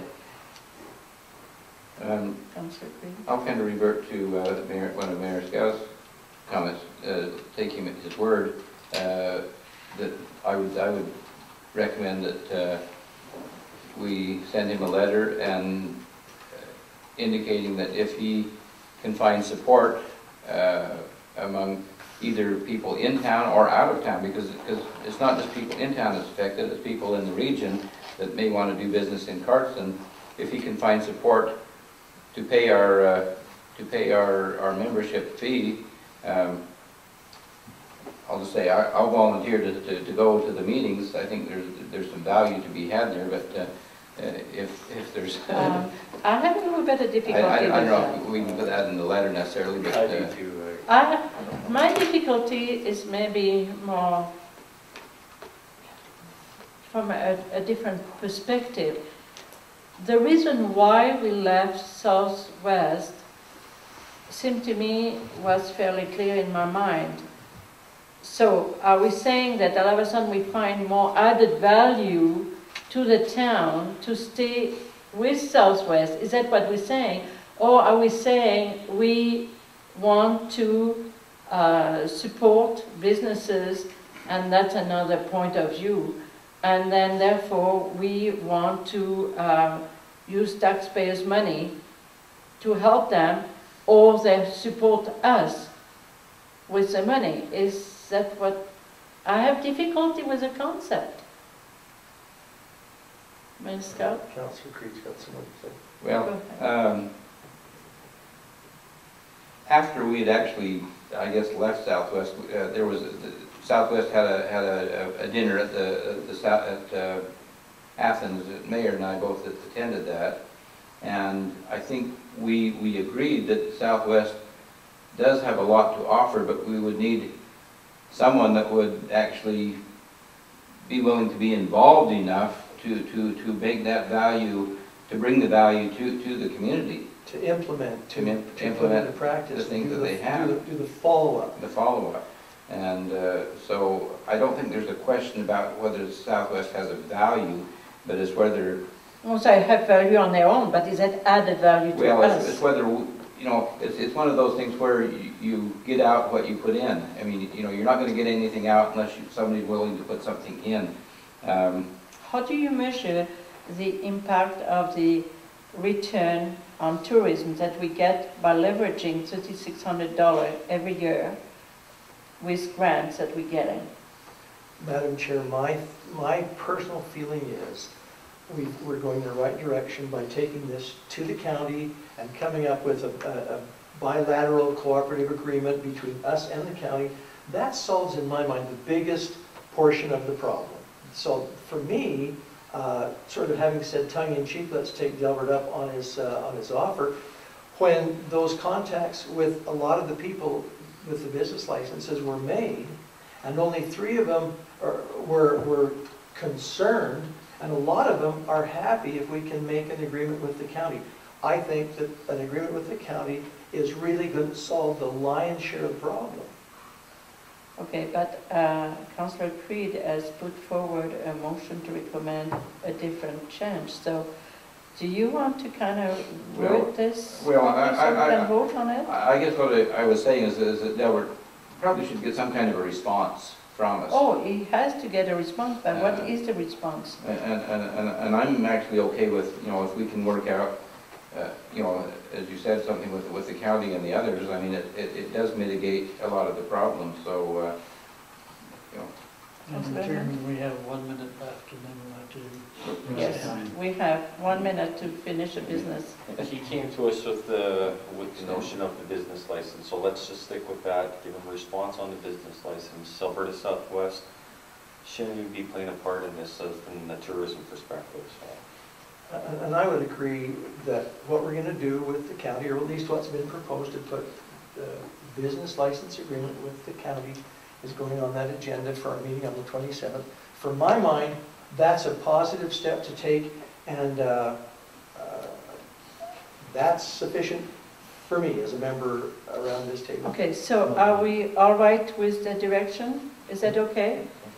So administration will be directed to write a letter back to Mr. Beezer informing him that we are taking the license regional seriously, and we will pursue it at the county level as step 1 of our process. I make the next motion. Madam Chair. I make the next motion. Do adjourn. I just beat you. Thank you, perfect. We did it in time. You're very good. Actually, we were 10 seconds over. Oh, I'm so sorry. I'll We make sure it's 7 on the nose. We started 7 minutes late. Remember, it was all Corey's fault. Actually, we were 10 minutes late. There was. Thank you. So what is the plan for tomorrow night? We decided who's going to drive? Oh, for Okay.